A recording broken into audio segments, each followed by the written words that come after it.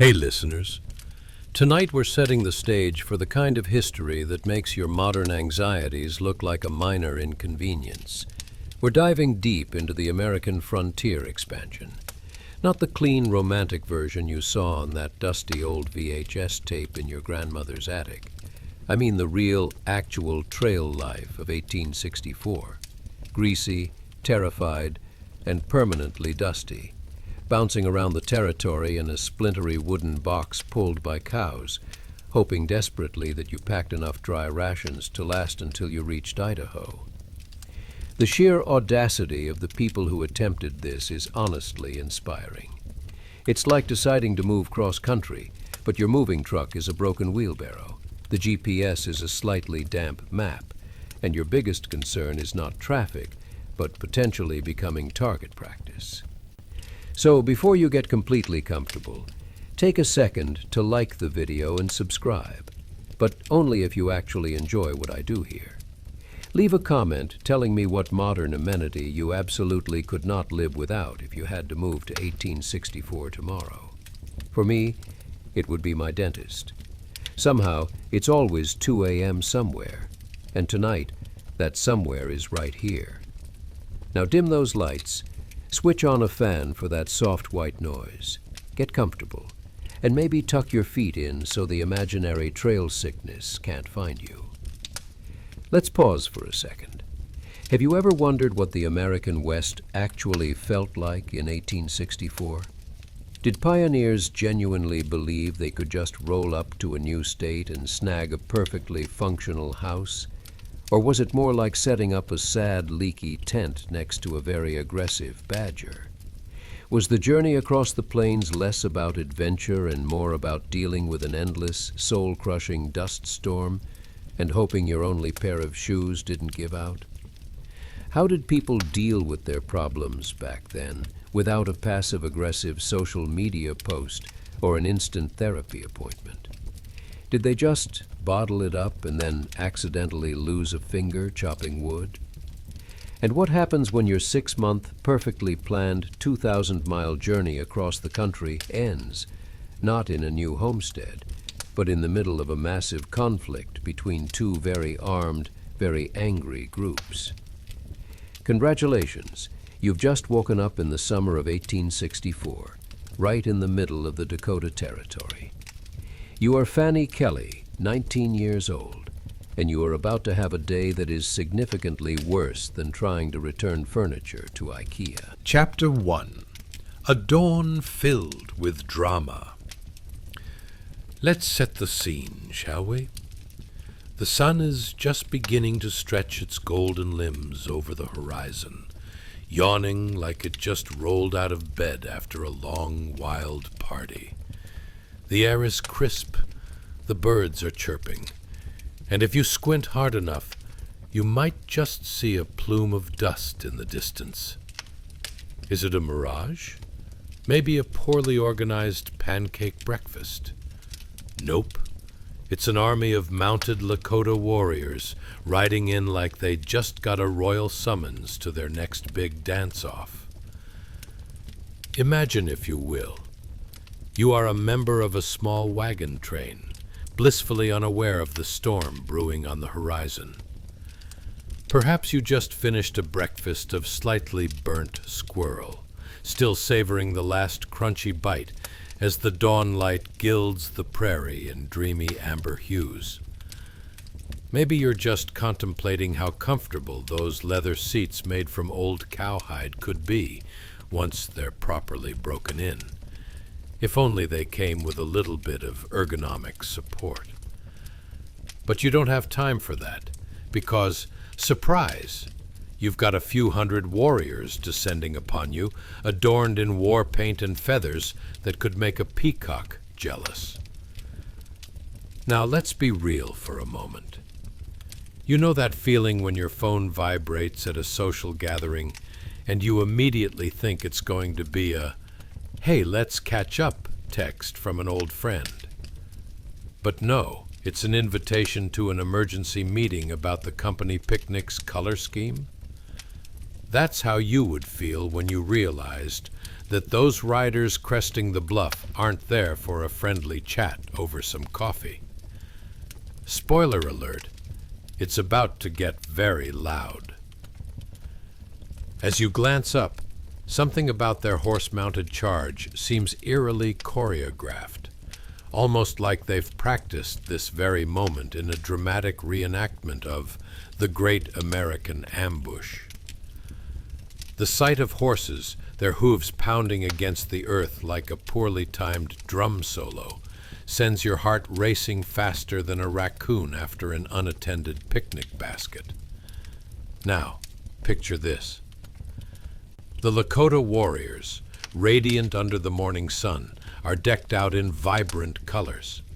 Because, let's face it, who wants to battle while looking drab? They wear feathers that flutter like cheeky birds trying to escape a particularly boring meeting, and their intricate designs shimmer like they just came out of a Victorian drag show. Could you imagine if they arrived on the scene with catchy fight songs instead? "You think you're tougher than us" might have added a pleasant earworm to the unfolding drama, but alas, it was not to be. You're standing there, potentially using your trusty wagon as a makeshift shield, because apparently the early bird gets the ambush.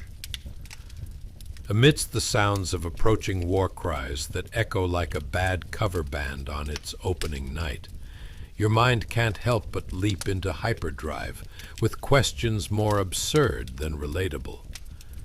Did I pack enough biscuits to survive a siege? Or is there a return policy on these wagon wheels? I might need to get my money back on these.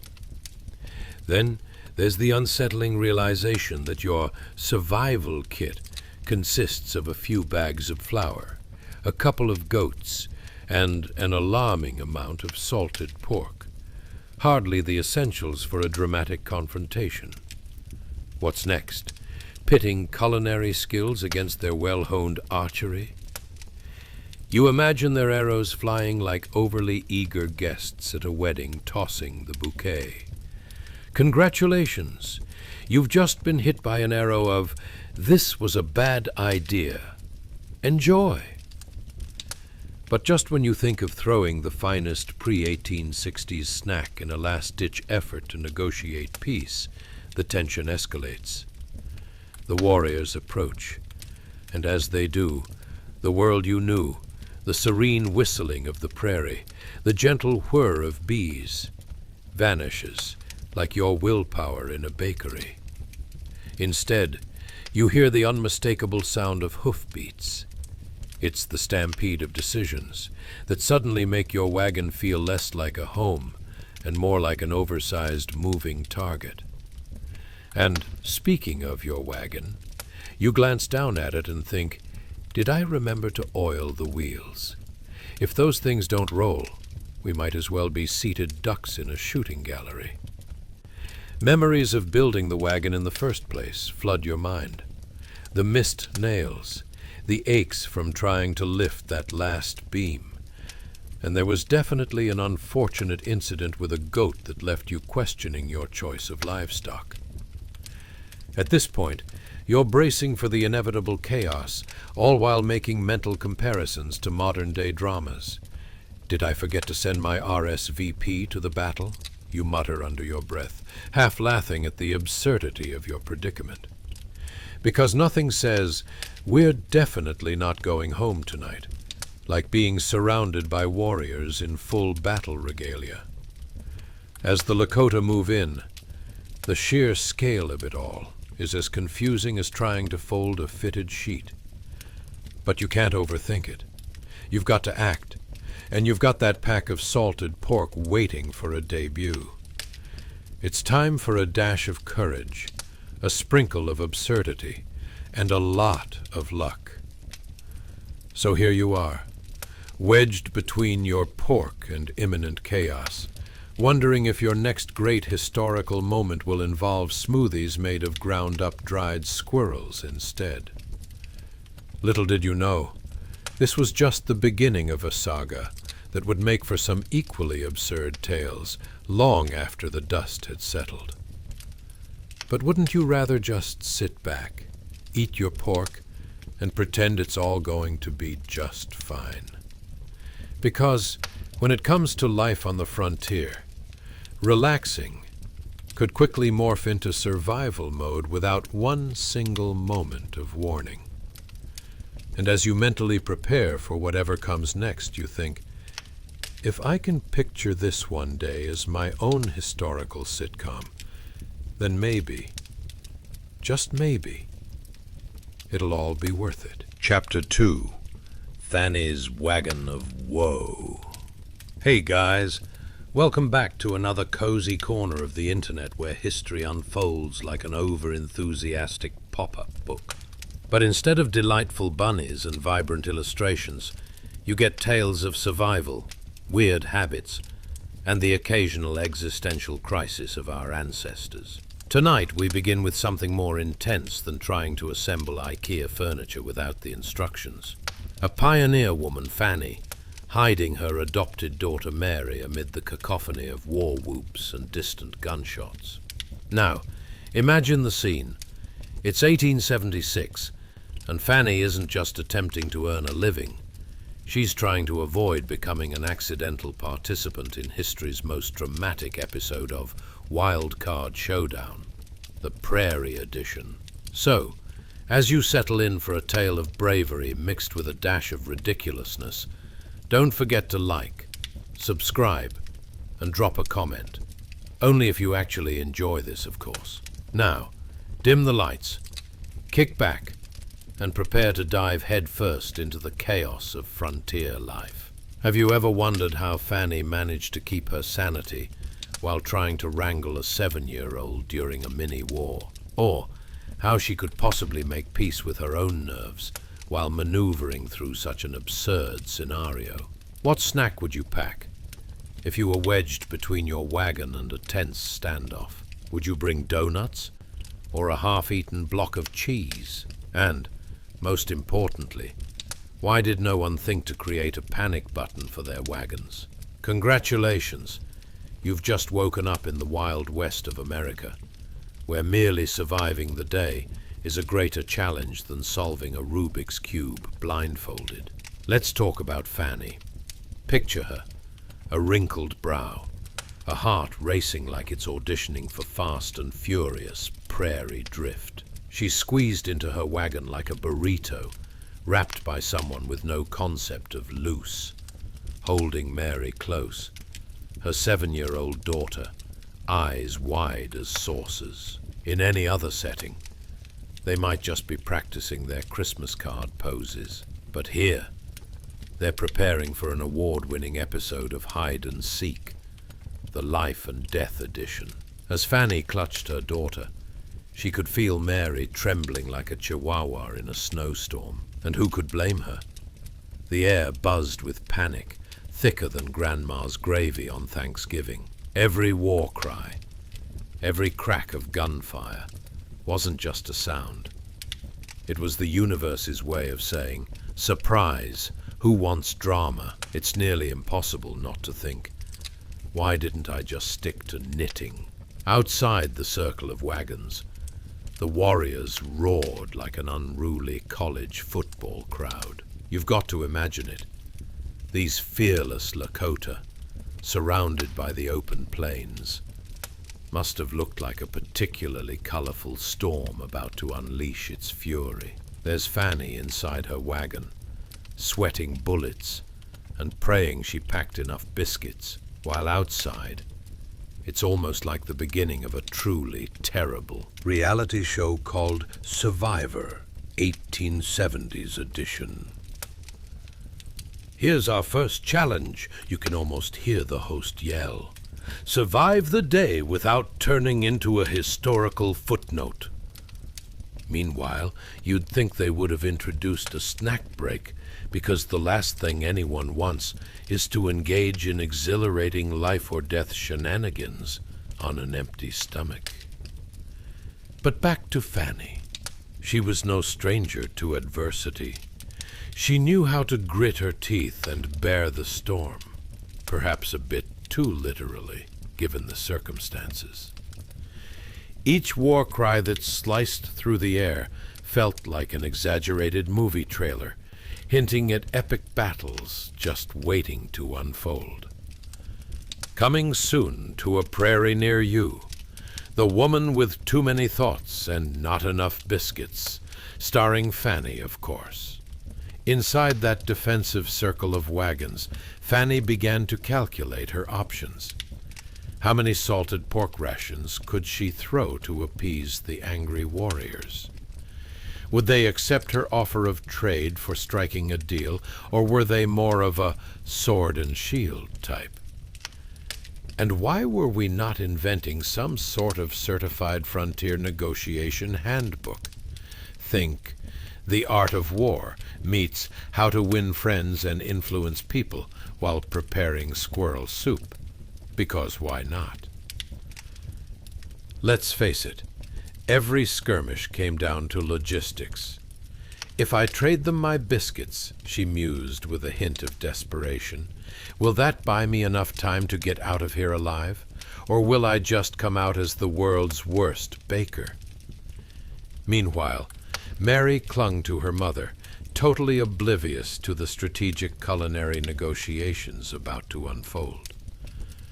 Outside, the warriors likely found their own absurdity in the moment. Look at that pioneer woman, trapped in a wagon. Should we fire, or should we wait for the biscuit trade? What would a historical figure do? Whether during negotiations or impending chaos, if the fate of the universe rested on Fanny's logistical prowess, she'd need all the luck she could summon, not to mention a recipe book. As you sink into this wild tapestry of tension, remember, this isn't just a tale of survival.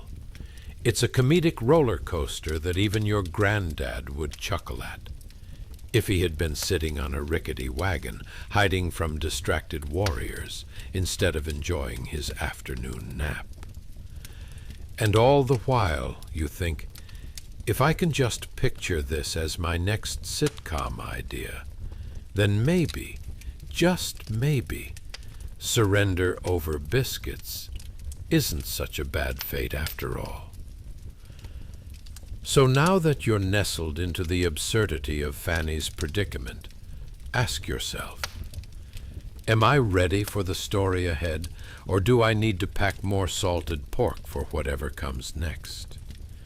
Because out here, on the frontier, the line between history and comedy might just be a wiggle away from a button mash versus your grandmother's questionable parsnip casserole recipe. And when it comes to adventure, who knows what time will unravel next? Chapter 3. Fanny and the Peculiar Trade Negotiations. Now let's settle back into this wild and somewhat unexpected soiree, shall we? Picture Fanny, who's more stressed than a novice juggler at a clam festival, with her heart pounding out a rhythm that might rival the best of drum circles. Outside her wagon, chaos erupts like the worst side of a carnival gone haywire. Warriors swirl around in a display that could only be described as a ballet of intimidation. Think Swan Lake, but with more feathers, less grace, and a lot more yelling. Just as you might lean over your dinner plate, staring incredulously at whatever last night's mystery casserole turned out to be, Fanny squints out her wagon at Chief Ottawa, a bear of a man, approaching their circle with a demeanor that screams, "Trust me, I bring gifts," as he flashes a grin that could blind a fresh-eyed pioneer. Now, you might be wondering, is this the warm smile of hospitality, or the predatory grin of a cat eyeing a wayward mouse snack? Spoiler alert, it's more the latter.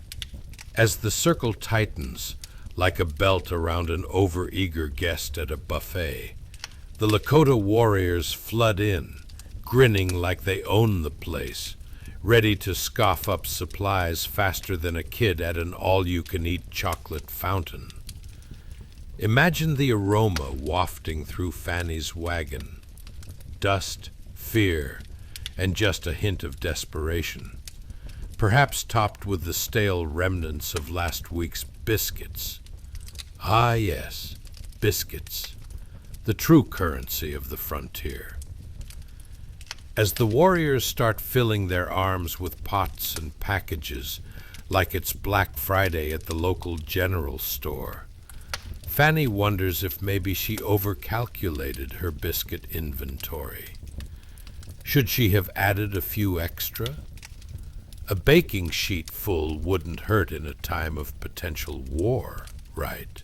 Think about it. If your survival hinged on cookie dough recipes, wouldn't you feel a little anxious?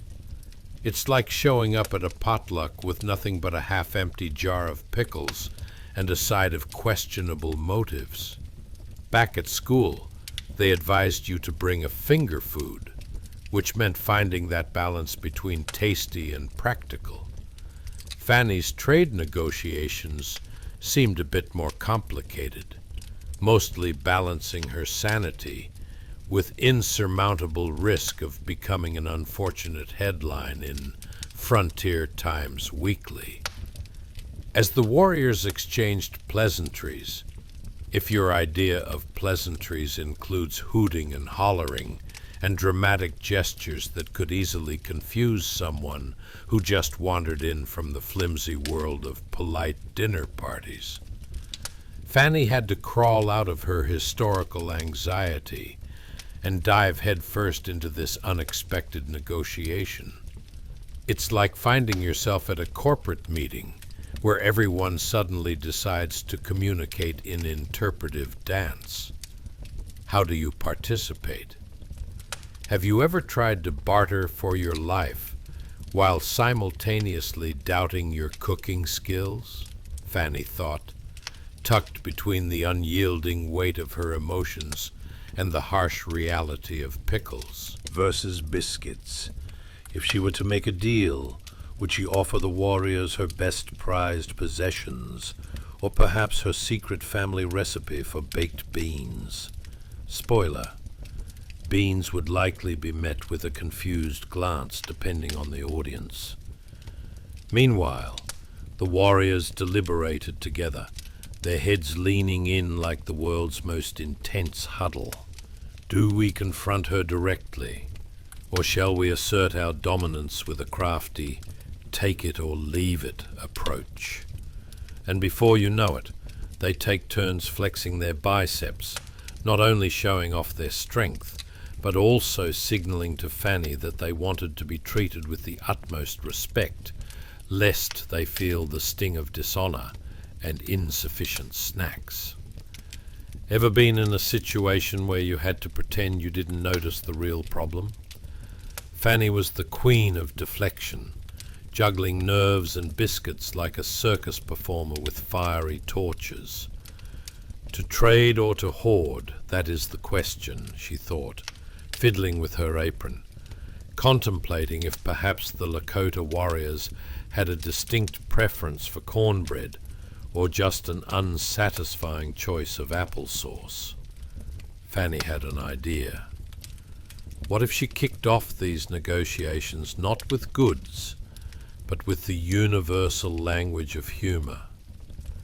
Because let's face it, who doesn't appreciate a good pun while standing on the precipice of cultural brinkmanship? Hey, gentlemen, what did the biscuits say to the salted pork? Don't ham it up too much. There's a good chance silence took over, and Fanny froze in horror, thinking this was her best shot at escalating the ever-intense atmosphere into something a bit more light-hearted, like a community theatre production gone wrong. The warriors exchanged raised eyebrows, and the powerful Chief Ottawa strained to hide a chuckle through his pulsating cheeks. You know that moment when you're not sure if laughter or shock is the appropriate response? Cue the clamour of laughter erupting like fireworks on a summer night, because in that moment, between hysterics and stray biscuit deals, the tension melted away, at least temporarily. You can't make this stuff up. Now, with spirits lifted, even just temporarily, some rather flabbergasted trades were made. Smoked meats and water barrels exchanged for the ever-valuable supply of biscuits. Fanny's courage, wrapped in the layer of tactical comedy, earned her a temporary reprieve. As the spirited negotiations flourished, so did the camaraderie, each party revelling in the absurdity of their lives, forever stained in flour from a few ill-fated attempts at dignity. So there you have it, a peculiar scene of bartering and humour amidst drums and fortitude, all while Fanny shields her daughter from the chaos that painted the wild western skyline with a heart-shaped sunset. And just like that, the world spins only to prove we're all rather absurd and hopelessly human, even when the stakes are as high as a wagon wheel on a flat tire. As the dust settles, let's lean back and digest this minor absurdity of history, where biscuits wield the power of negotiation and laughter softens the edges of life on the prairie. In a world of impending chaos, it turns out that humor and snacks reign supreme. Who could have guessed? Chapter 4. The Shattering of Porcelain Peace.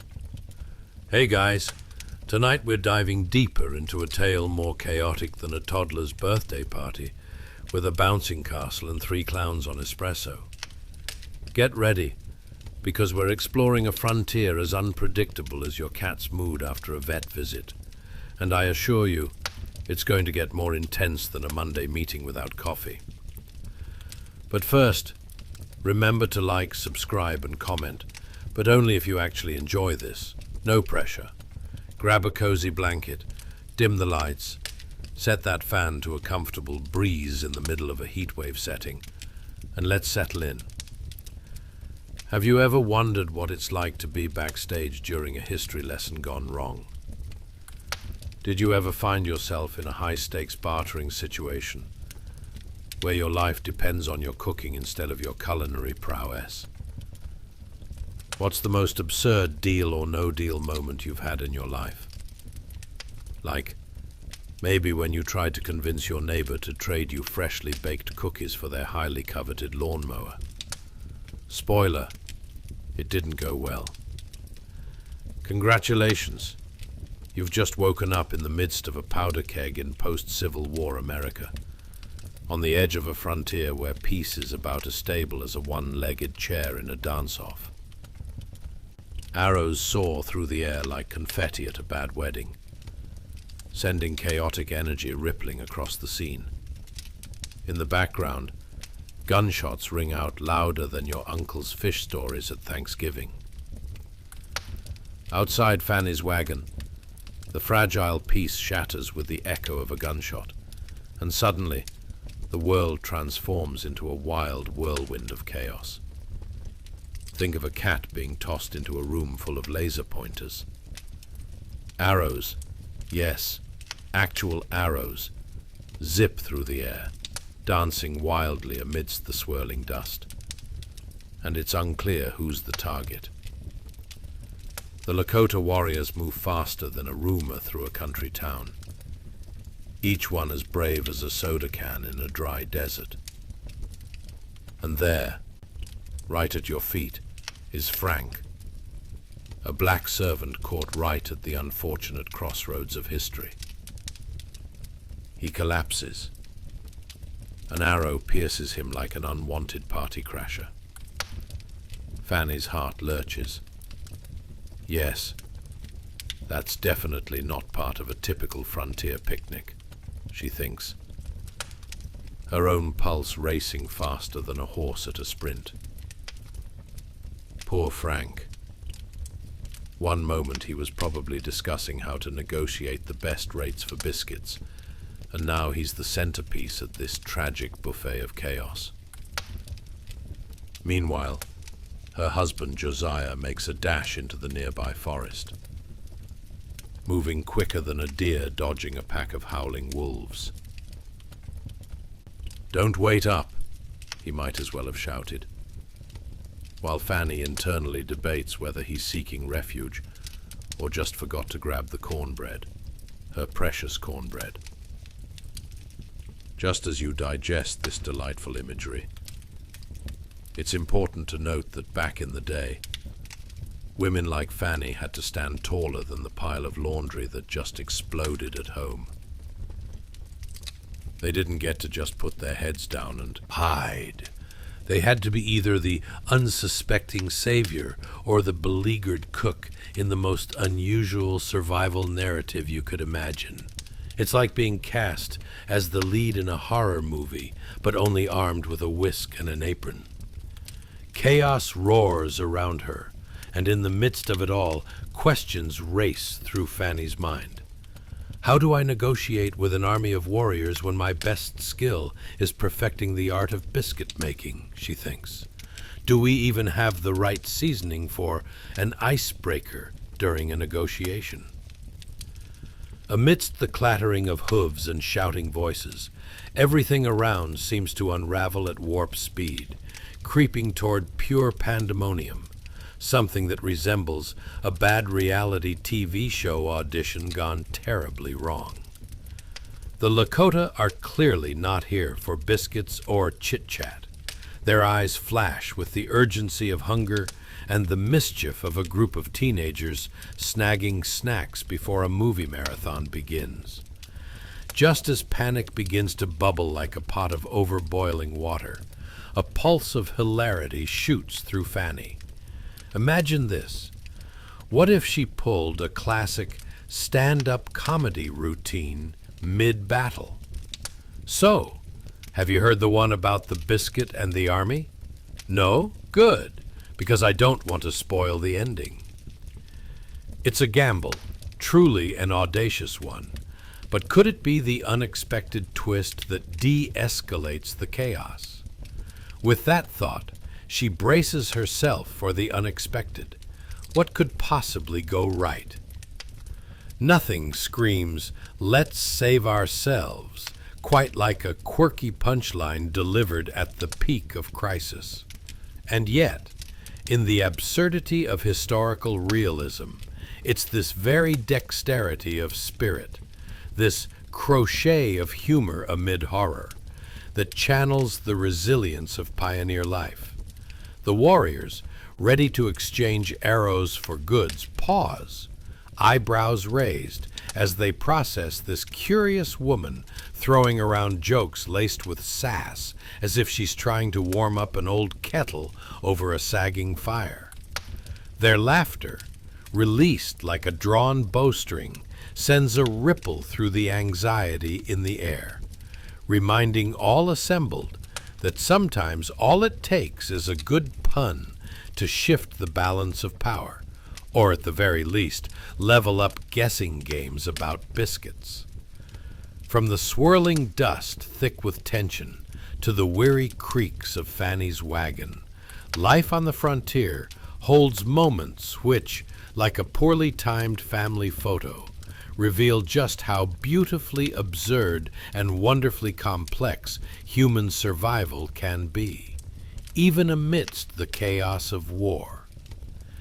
As we dive deeper into this historical adventure, let's keep our arms crossed tight into the realm of absurdity.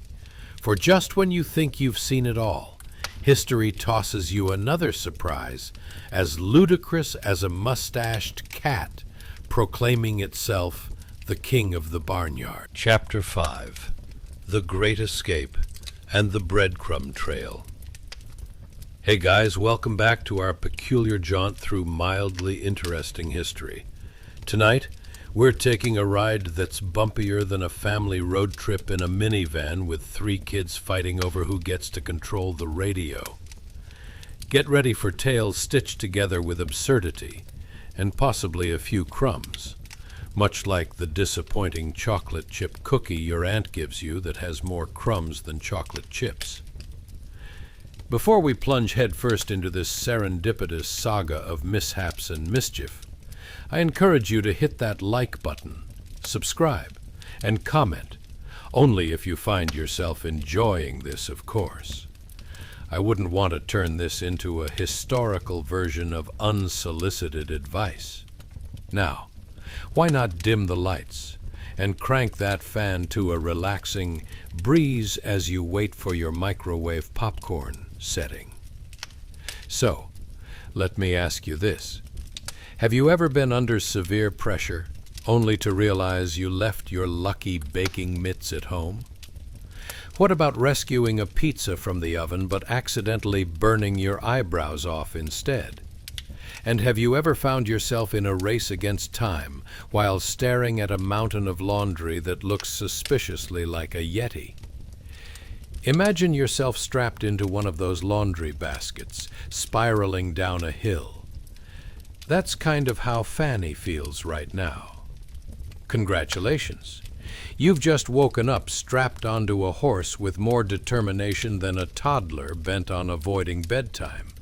And you are clutching your crying baby Mary while riding through the American frontier in the middle of a crisis that could serve as a minor plot twist in a soap opera. As Fanny finds herself jostling on the back of a spirited steed, the world around her blurs into a patchwork of chaos and confusion. The ground beneath thunders like a herd of stampeding buffalo as she gallops further into the wild. It's as if the universe itself is playing a cruel practical joke, her life's most favorite comedy skit, complete with flying arrows and a dash of impending peril. Yes, folks, the reality of life as a pioneer woman in this post-Civil War America is about as stable as your great-uncle's picnic table. Now, Fanny isn't just perched atop her horse like an awkward cowboy.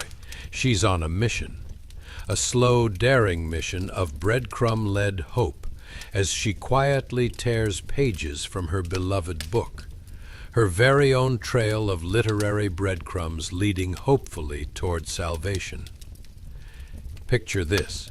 She deftly rips out fragments, her heart racing faster than the horse underneath her.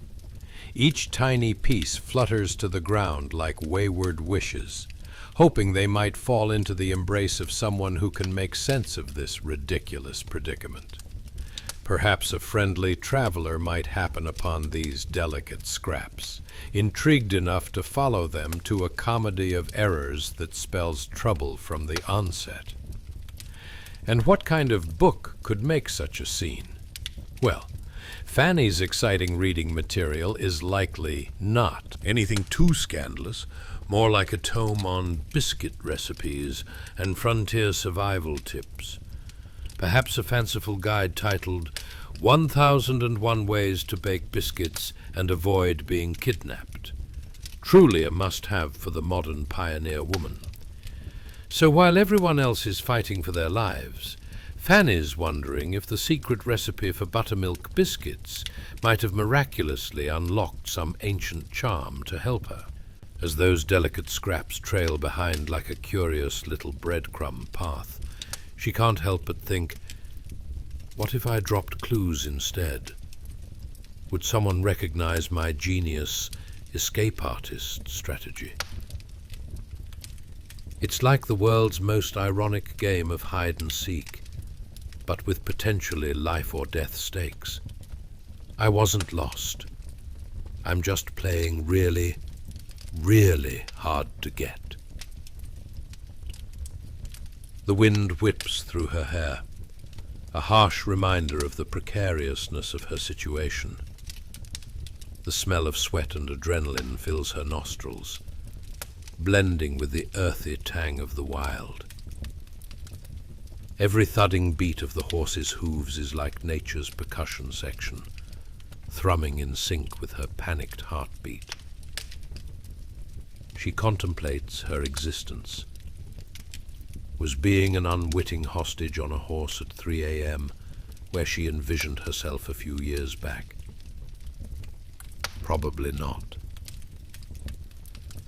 But herein lies the beauty of absurdity. Perhaps there's humor lurking around the corner of desperation, or at least a smidge of gallows humor that could brighten up even the darkest of nights. Imagine if Fanny launched into a one-woman show mid-flight, monologuing about her questionable choices like a stand-up comedian headlining a traveling show. So, have you ever found yourself caught between a rock and a hard place, except it's more like between a Lakota warrior and a runaway horse? Suddenly, the chaos of the chase feels lighter, almost like a burdensome backpack loosened at the shoulders. The realities of her tumultuous journey offer a surreal reprieve, a moment of levity in a landscape laden with peril. If the horse could talk, it would probably join in the fun, exclaiming, "Hey lady, I just do this for the oats," as the silhouettes of trees blur past in a frenetic dance.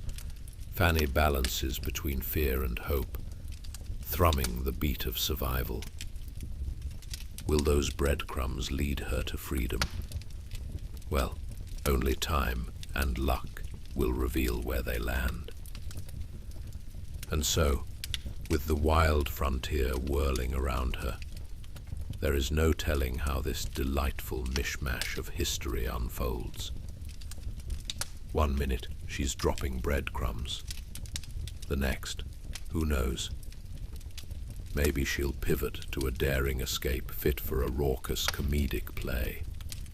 As we venture deeper into this story of unexpected misadventure and quirky survival, let's remember that sometimes history has a funny way of giggling at the absurdity of human existence, as Fanny is learning firsthand.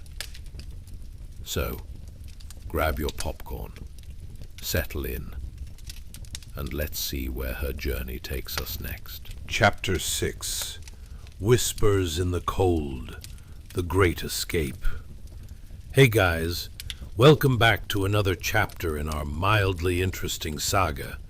Tonight's adventure is more absurd than your last haircut. Yes, that one that somehow looked great in the salon, but turned into a bird's nest by the time you got home.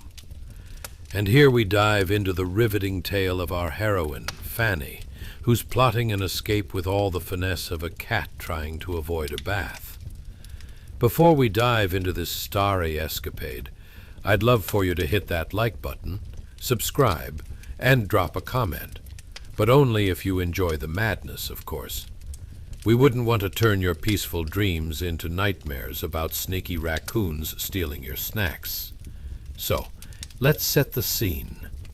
Have you ever found yourself hiding from the in-laws, only to realize you accidentally vented your feelings to the cat? Or have you attempted to sneak a midnight snack, only for every creaky floorboard to betray your plan?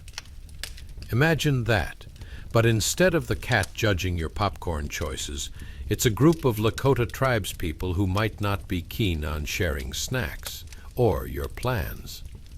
Congratulations! You've just woken up in the middle of the wild American frontier, where the stars are more dazzling than your smartphone screen. But the stakes?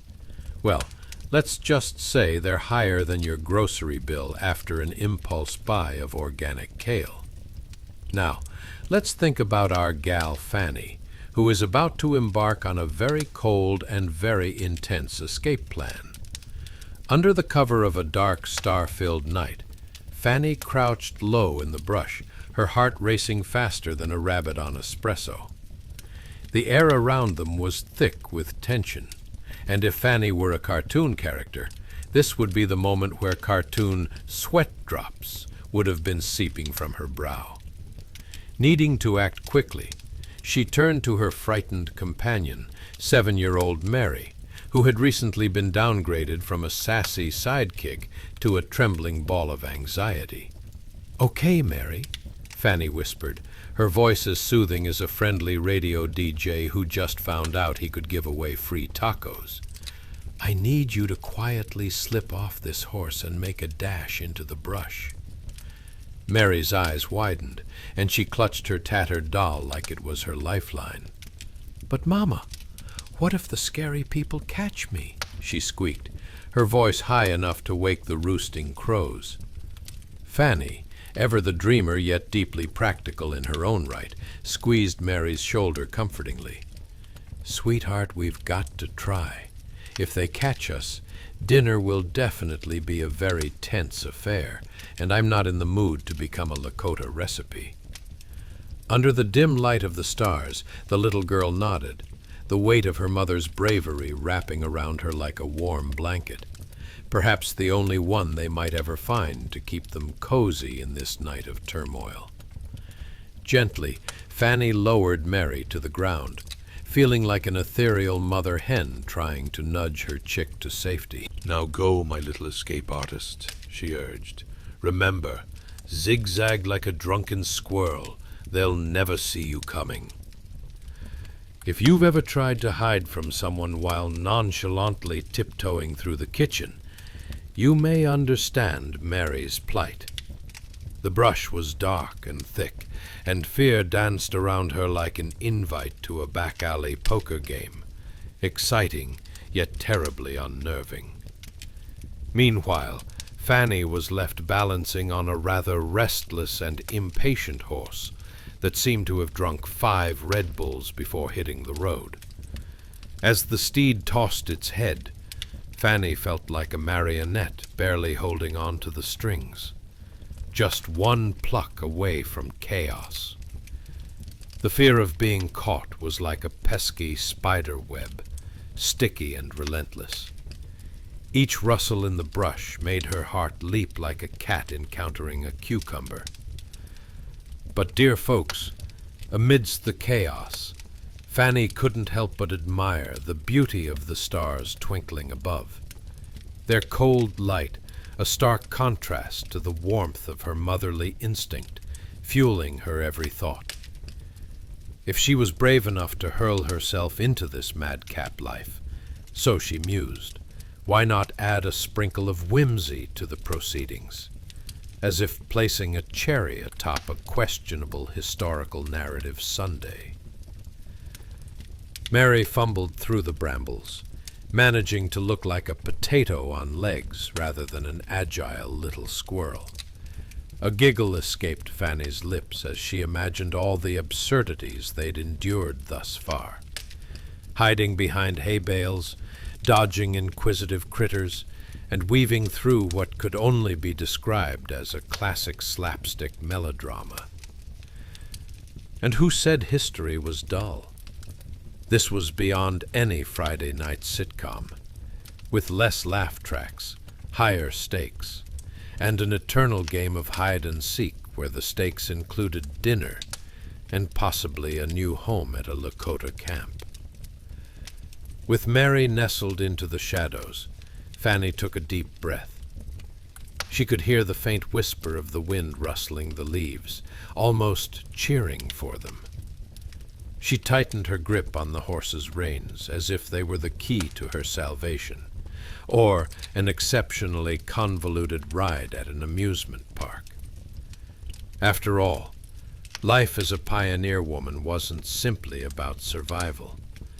It was about embracing every wild, unpredictable moment, much like trying to bake a pie while juggling flaming batons. And while the outcome was uncertain, one thing was clear. Fanny was ready to chase the night, navigating through the dark with all the spirit of a woman who might even make a Best Supporting Actress nominee out of her harrowing escape. So, as our tale unfolds, with the stakes as high as they've ever been, stay tuned. Will Fanny's breadcrumbs lead to freedom or bewilderment? Let's find out what wild antics history has in store for our audacious heroine next. Chapter 7. A very complicated game of truth or consequences. Hey guys, welcome back to another chapter of our mildly interesting history saga. Tonight, we dig into something more complex than your last family reunion's unspoken drama. Yes, that's right. The 6-month odyssey of our very own Fanny. An ordeal filled with more twists than a bowl of spaghetti in a tornado. Before we jump into this whirlwind of hilarity, why not give that like button a little tap, subscribe, and leave a comment? But only if you truly enjoy these historical mischiefs. We wouldn't want to pretend we're entertaining you if you're just here for the snacks. Everyone knows that's the best part, right? So, let's set ourselves up for the absurdity. Have you ever tried to explain a simple idea to someone, only for them to turn it into a full-blown conspiracy about the snack cabinet being linked to ancient alien civilizations? Or maybe you found yourself in a debate about the flavor of ice cream, only to realize you accidentally called your friend by your dog's name? That's the level of chaos we're dealing with as we find Fanny in the midst of a situation that is, shall we say, slightly more intense than an awkward coffee date with your high school crush. Congratulations! You've just woken up in a wild and unpredictable American frontier, where the scent of pine is as common as the awkward silence during your favorite sitcom's next episode. Now, let's dive right in. Picture this. Our fearless Fanny, as tension coiled around her like an overly friendly snake, finds herself embroiled in an unexpected game of charades, only instead of acting out fishing, she's dodging questions from some rather perturbed Lakota tribespeople.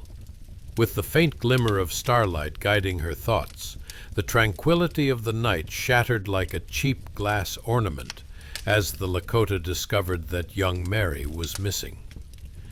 And who could blame them? Fanny, with all the strategic brilliance worth at least a 2.5 on the game show scale, had led the charge into what could easily be the most confusing game of Where's Waldo yet. As the nice folks from the Lakota camp arrived, things took a turn quicker than your neighbor's unexpected karaoke night. Their intense expressions were unmistakable, and, without any ceremonial pleasantries, they turned their attention to Fanny. To say they were upset is like saying a bear might be mildly annoyed when you accidentally step on its foot. A group of agitated warriors descended upon Fanny like a gaggle of geese, aiming straight for the last piece of bread at the picnic. Started with their hands, they began shaking her violently, demanding to know where the child was, which made it clear that Fanny was about to enter the world of very uncomfortable negotiations, ones usually reserved for haggling at a flea market. With every shake, Fanny felt her legs wobble beneath her, as every shake brought her face to face with the unsettling reality that she needed a response. Their hands barely brushing against her shoulders felt like an eternity, almost like someone trying to tickle you during an exam, when all you want is peace.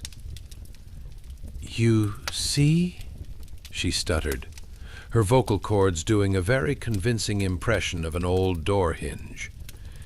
"Mary simply fell asleep and slipped off the horse." In her mind, this excuse spun into being the equivalent of saying your dog ate your homework.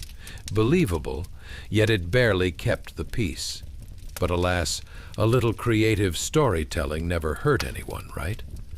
Well, except for maybe that one grandma who believed every word of her television dramas and constantly had to decode her soap opera misunderstandings into real-life consequences.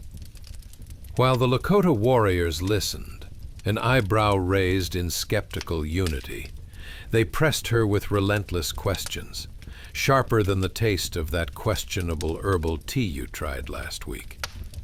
"Fanny, it would help if you took a long leisurely stroll through the Park of Truth, rather than the shadowy alley of fabrication. their eyes seemed to say, hovering just above unease. Caught between the proverbial rock and hard place, Fanny's mind raced faster than a squirrel at a nutcracker convention. A wave of thoughts crashed through her, from the incredible risk of being labeled the pioneer peddler of tall tales, to the fierce need to keep her daughter safe. Images of Mary with her doll clutched tightly loomed like an ominous shadow over Fanny's determination to make it through unscathed. Desperately, she conjured up every ounce of maternal instinct, weaving a tapestry of half-truths that rivaled the best of urban legends, relishing the very essence of being an enthusiastic storyteller. Mary, I heard she was reciting poems to the horse. I mean, they do enjoy some sweet nothings, don't they? She quipped, her eyes wide as if to suggest the sheer absurdity would somehow charm the warriors into believing her. As the warriors traded uneasy glances, Fanny could see the confusion swirling around them. Perhaps they were debating whether or not horses appreciated poetry, or maybe contemplating a sign that said, "We do not require dramatic storytelling during crisis." And it was here that Fanny realized just how hilariously absurd her life had become. Caught between two worlds, each with their own scripts and dialogues. Amidst the vibrant forest backdrop, the moonlight glimmered down, illuminating the over-the-top theatricality of Fanny's predicament, a comically tragic display that felt at once surreal and utterly relatable. And so, the stage was set for a performance where the stakes were far greater than the standing ovation one might expect at the end, more like avoiding an all-too-awkward situation at a potluck.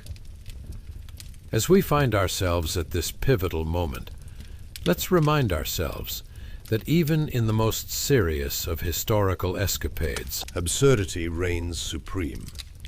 Stay tuned as we see if Fanny can evade the probing eyes of the Lakota and master the fine art of spinning tales. Will laughter be her saving grace, or lead her into deeper trouble? With high expectations, any path through history can twist into comedy. Chapter 8. Fanny tied down and hilariously outmatched. Hey guys, welcome back to yet another chapter of absurdities from the not-so-distant past, where our heroine finds herself in a sticky situation that's stickier than honey in a July picnic.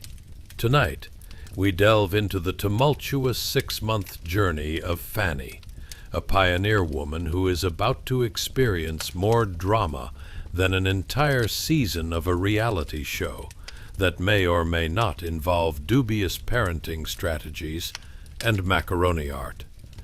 If you're snuggled up, ready for a deep, soothing dive into history, give that like button a gentle poke. Go ahead, press subscribe too, but only if you really want to. Don't feel pressured. It's like being invited to that one friend's housewarming party. You can totally decline and stay home eating snacks in your pajamas, which, let's face it, sounds way better. So dim those lights, put on a fan, and make yourself as comfy as a cat in a sunbeam. Have you ever felt trapped in a conversation that wouldn't end? Like a bad date sitting across from someone who insists on discussing their extensive collection of spoons? Or perhaps you've been late to a meeting because you were trying to extricate a toddler from a particularly aggressive hug with your mother-in-law. Imagine being Fanny, who's not only stuck in a conversation, but tied down in a desolate valley, pondering what on earth led her to this predicament, and more importantly, where Mary and Josiah could be. Congratulations!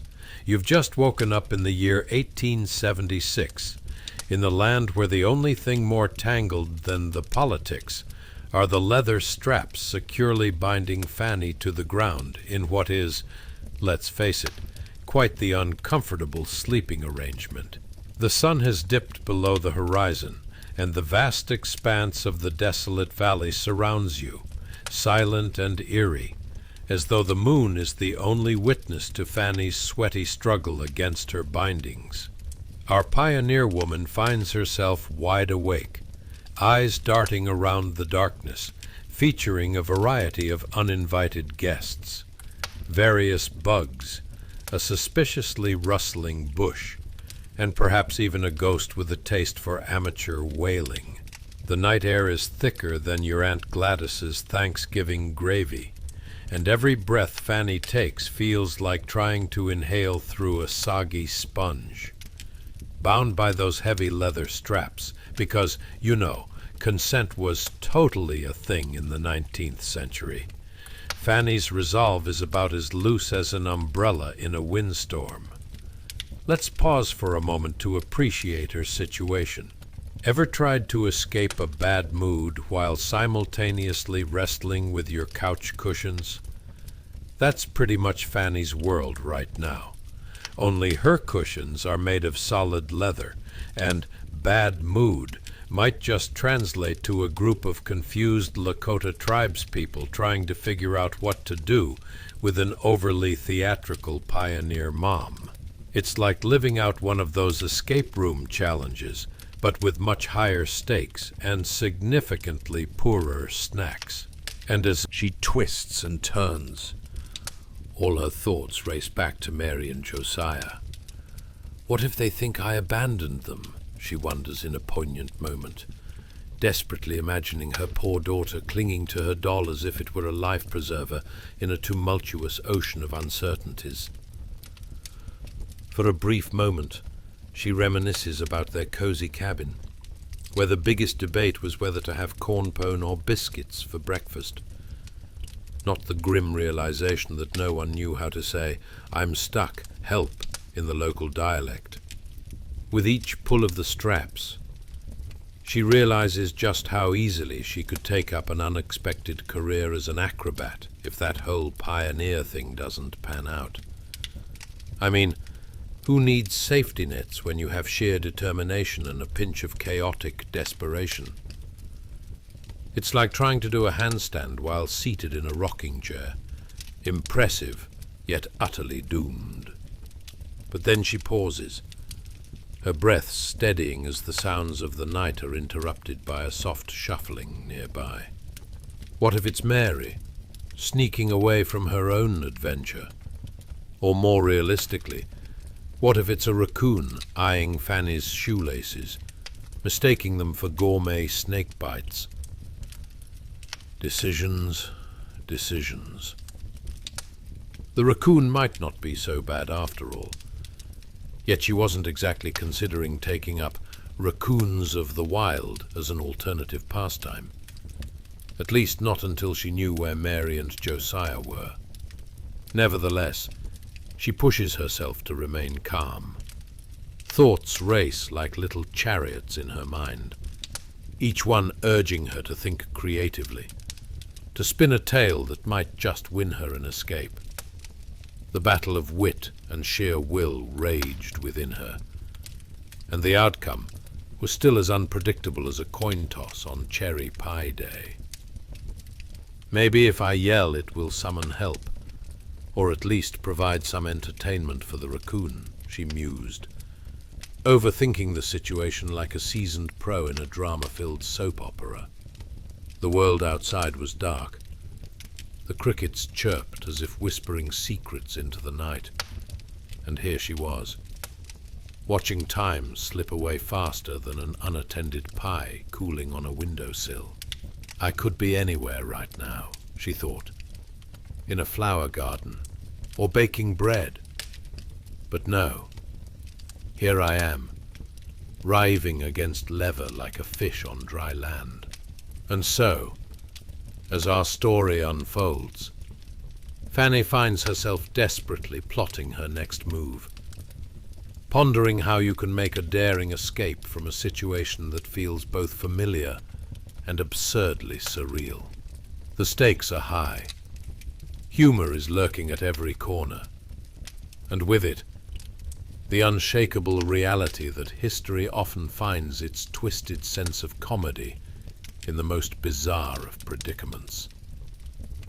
Buckle up, dear listeners, because if you think this twist is wild, wait until you see what Fanny cooks up next. Chapter 9. Fanny's Deep Dive into Destiny.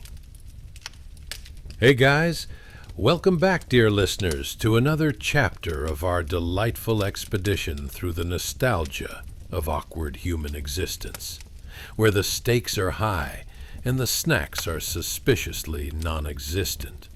Tonight, prepare for a journey more unpredictable than a cat on a Roomba. Fanny, our plucky pioneer woman, is about to deepen her entanglement with fate, much like that time you thought you could handle one more slice of cake and ended up face first in the frosting. So, gather round, and as you get cozy, give that like button a gentle prod. You won't regret it, trust me. It'll be as rewarding as discovering an extra fry at the bottom of the takeout bag. Feel free to subscribe, too. Only if you enjoy this, of course. It's not like you're being dragged to a tight-knit book club discussing the subtle nuances of potato salad, where you never really want to be, but always seem to end up.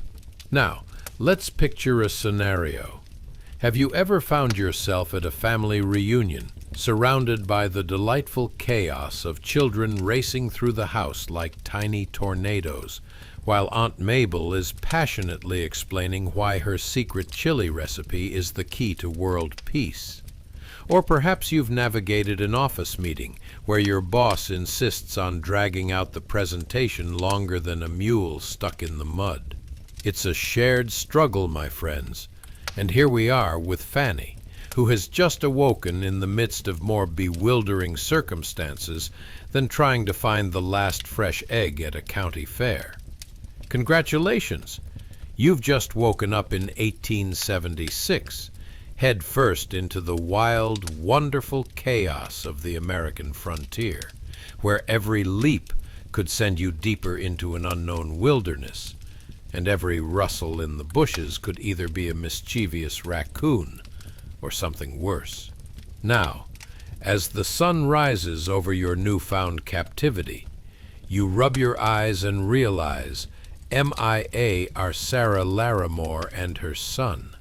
Gone, like socks in a dryer, vanished without a trace, leaving you feeling more isolated than a lone potato chip at a party. What happened? Did they pull a Houdini? Or was this just another episode in the madcap sitcom of Fanny's life? As the morning air wafts by, it carries the smell of damp earth and something that hints at breakfast. Maybe it's coffee, or perhaps a long-lost biscuit clinging to the idea of being edible. You lie there pondering your fate, feeling more alone than a disco ball at a funeral. The rhythmic sounds of the waking wilderness surround you, chirping birds gossiping about last night's moon shenanigans, and the gentle rustling of leaves, which might just be the frontier's equivalent of high-stakes theater. What were people of this era doing right now? One could imagine them selecting fabrics for Sunday best out of sheer whimsy, or discussing whether baked beans could be classified as a vegetable.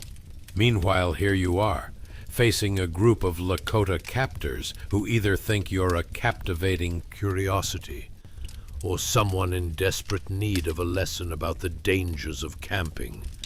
Ah, did they know you were used to the civilized risks of squirrel-braving highways, where the biggest danger was dodging poorly aimed sunflower seeds hurled from wayward car windows?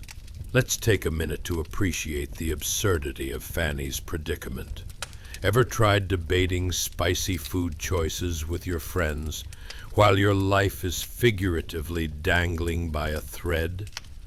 That's Fanny trying to relate. diplomatically letting the Lakota know that if you wanted to get a taste of lavish living, exchanging stories over a campfire is a far better culinary route than whatever concoction they were cooking up in their impressive, smoky cauldron. Meanwhile, dread creeps in like an overzealous guest at a dinner party, one who's taken every seat in the room just for themselves. What if they do forget about me?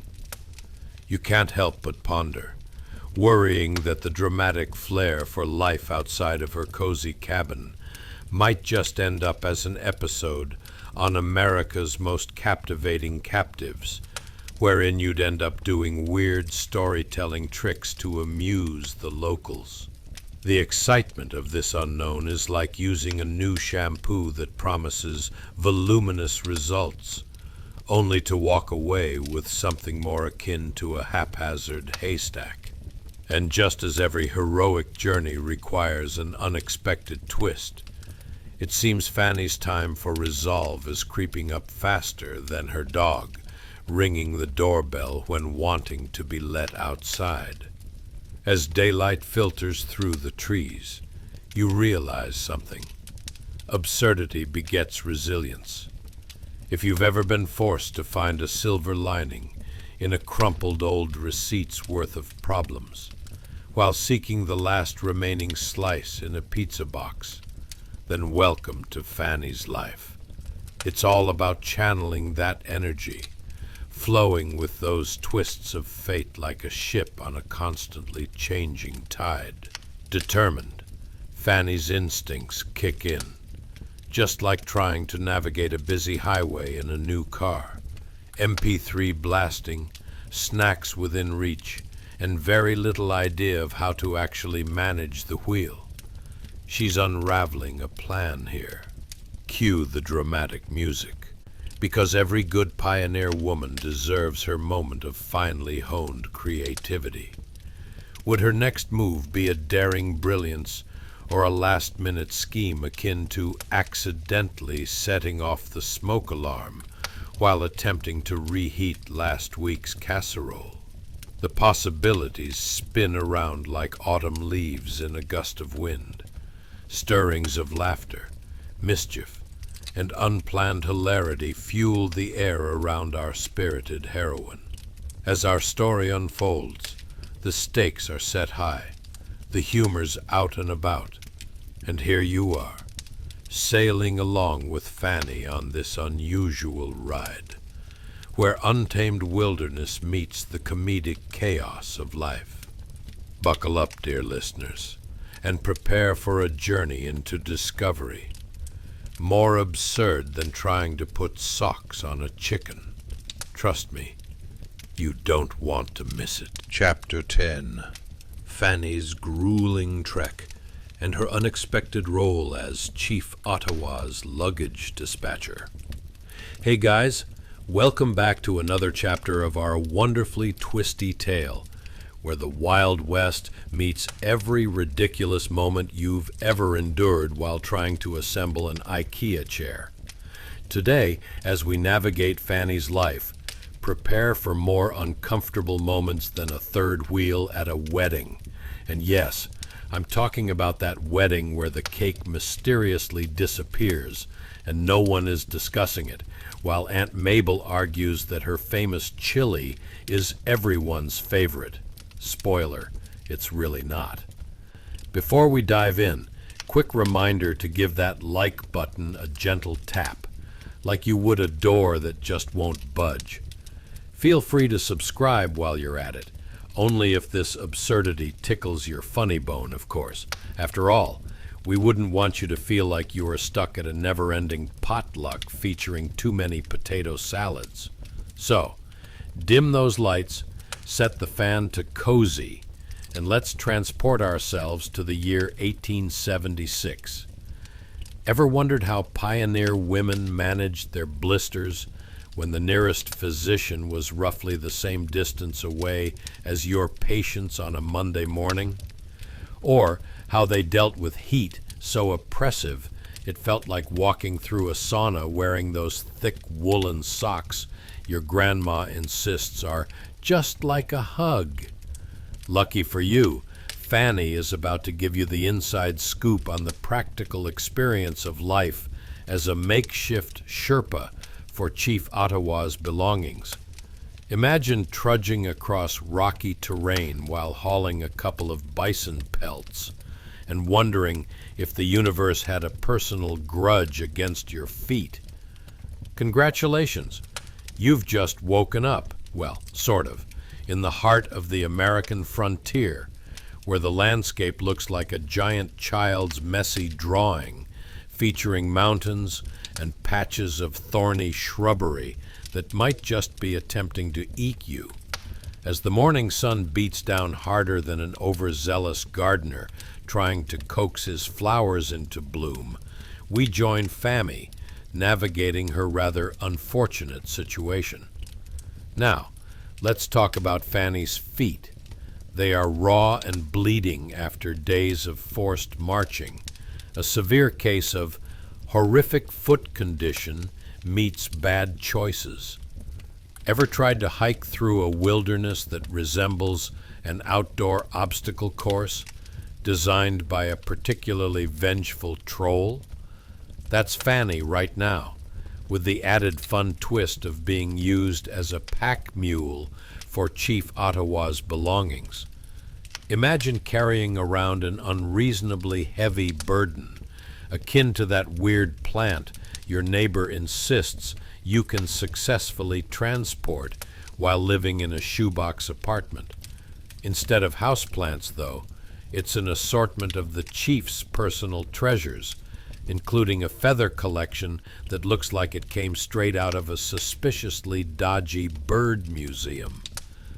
Fanny's journey is filled with more ups and downs than a roller coaster being controlled by a toddler and a group of hyperactive squirrels. Every step she takes through the rough terrain feels like a personal affront, not just to her feet, but to her entire identity. What has my life come to, she must ponder, as her feet scream louder than the crowd at a rock concert. Did I really trade my cozy cabin for this endless trek with what feels like a mountain of raccoon-sized luggage? As she grimaces with every step, the rough terrain sends a welcoming committee of sharp rocks and prickly bushes to greet her. The dust in the air feels like it has taken a personal interest in her eyes, and she silently rages against the universe for being such a dusty, dry jerk. The wind whistles past her in the sort of mocking way you might imagine a high school bully taunting someone who just tripped over their own shoelaces. On the downside, the further they march, the more she wishes she had invested in some kind of medieval orthotic. Meanwhile, Chief Ottawa, a figure exuding perhaps a wee bit too much swagger, glances at her with an expression that says, "What's the matter? You look like you just lost a bet against a cactus." Ah, the sense of camaraderie is strong. Nothing says bonding like sharing snarky looks while one person carries the entire luggage of another's powerful aura. As Fanny's muscles begin to scream louder than a toddler denied a cookie, she can't help but wonder if perhaps it's time to negotiate a more equitable agreement. Perhaps something along the lines of, "Hey, Chief Ottawa, how about you let me carry the fewer of your prized possessions so I can survive this trek without losing a foot? Or do you fancy some awkwardly timed foot massages after we set up camp?" But with pioneer resolutions only slightly more generous than those of a grumpy cat, Fanny digs in. Sure, her feet are suffering from blister syndrome that makes a flaming hot sauce challenge look like child's play. But there's a rebellious fire in her spirit. After all, what's a little suffering compared to the potential of a great story down the line? Someday, she might regale the kids with whimsical tales of her heroic struggles, and how she bravely confronted the evil foot injury monsters of the 19th century. As dusk starts to settle over the wild landscape, she finally finds a patch of soft grass that offers some relief. Because yes, she's earned this tiny win. She collapses down like a cheap lawn chair, momentarily forgetting her burdens and wondering whether there's any leftover biscuit from breakfast stashed away in her pocket. Just as she thinks about those biscuits, she hears her stomach gurgling louder than a bear preparing for hibernation. Fanny chuckles, realizing that surviving the wilderness with a stomach rumble is just part of the package deal. And so, dear listeners, as the sun dips behind the jagged horizon, Fanny's story rumbles onward, a tale filled with quips, foot pain, and the absurd dignity of a woman wrestling against the elements, all while navigating her role as Chief Ottawa's reluctant luggage dispatcher, because who needs a coat rack when you've got a Fanny? So as you drift into gentle slumber, remember, when life throws you sharp rocks and heavy burdens, just laugh it off and endure. After all, tomorrow's another day, and that's when we find out just how far Fanny is willing to go in this wild, unpredictable frontier life. Sweet dreams. Chapter 11. Fanny's thirsty collapse and the most unwelcoming watering hole. Hey guys, welcome back to another head-scratching chapter of our mildly entertaining historical saga. Tonight, we plummet into a tale more intense than your neighbor's obsession with a certain brand of artisanal kombucha. Get ready, because Fanny is about to serve up some serious adversity with a side of irony. What could be more riveting than following our heroine through a test of endurance reminiscent of a specific YouTube challenge involving wild fruit? Spoiler alert, she's not getting any fruit. Remember to give that like button a gentle tap, as if you're waking up your snoozing pet without getting bitten. Feel free to subscribe too, only if you enjoy this delightful blend of entertaining history and absurd reality checks.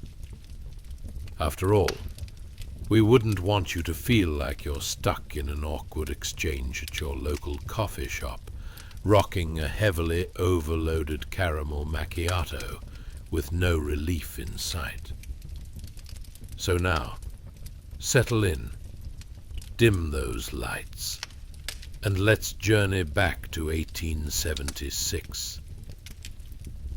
Have you ever found yourself parched, longing for hydration, while your friend guzzles down a smoothie like there's no tomorrow, completely oblivious to your plight? Picture Fanny this way. Imagine washing dishes with a dessert mouth, while your sibling nonchalantly drinks the last of the lemonade, leaving you to sip on water with more flavor than a soggy cardboard box. And what about those days when you're trying to stay sane while enduring the prattling drone of the people around you, like a heartily imbalanced podcast?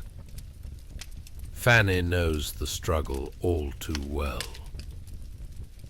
Congratulations, you've just woken up in the epic story of the American frontier, where the line between survival and absurdity is thinner than the patience of someone who can't find their morning coffee.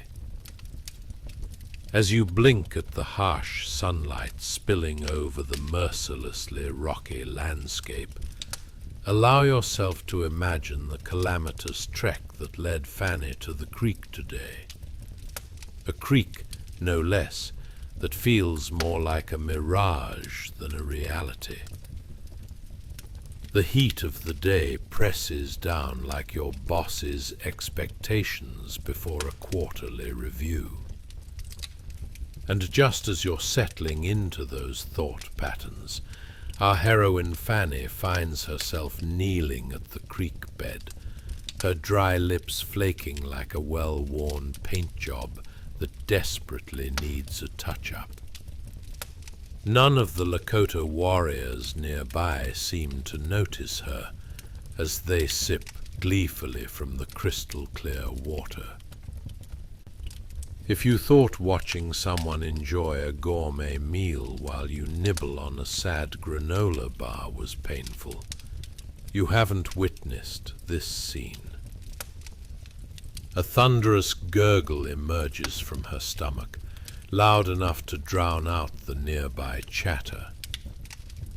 It's as if her insides are trying out for a one-woman show, complete with dramatic arias and minor key rendition of desperate cravings.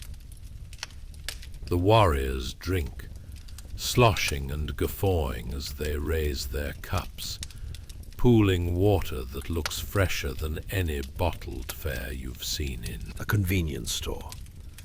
Fanny, however, is about as welcomed at this refreshing gathering as a rain cloud at a summer barbecue.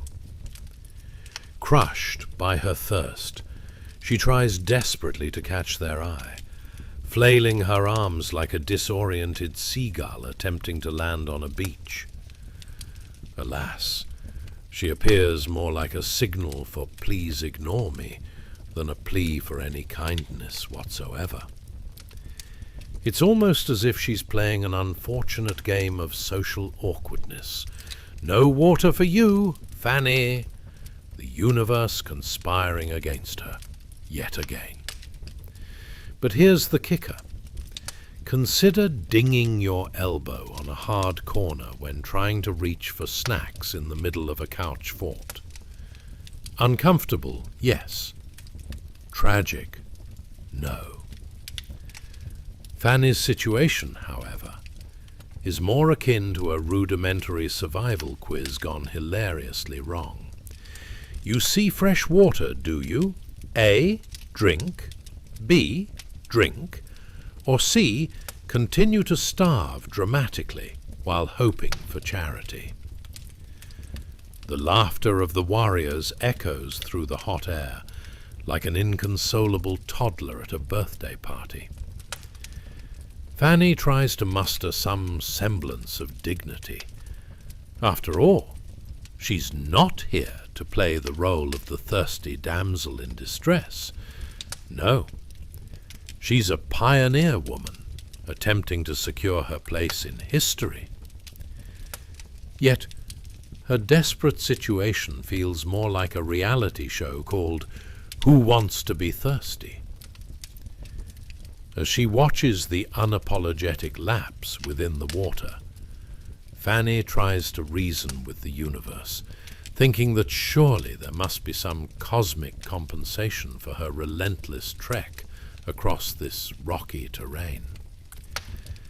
She imagines it will arrive as a delightful turn of fate, but she can't help questioning why no one would offer a drop. Here she is, a woman of considerable grit, grappling with her mouth becoming drier than a road trip guide's sense of humor. Who needs a hydration pack?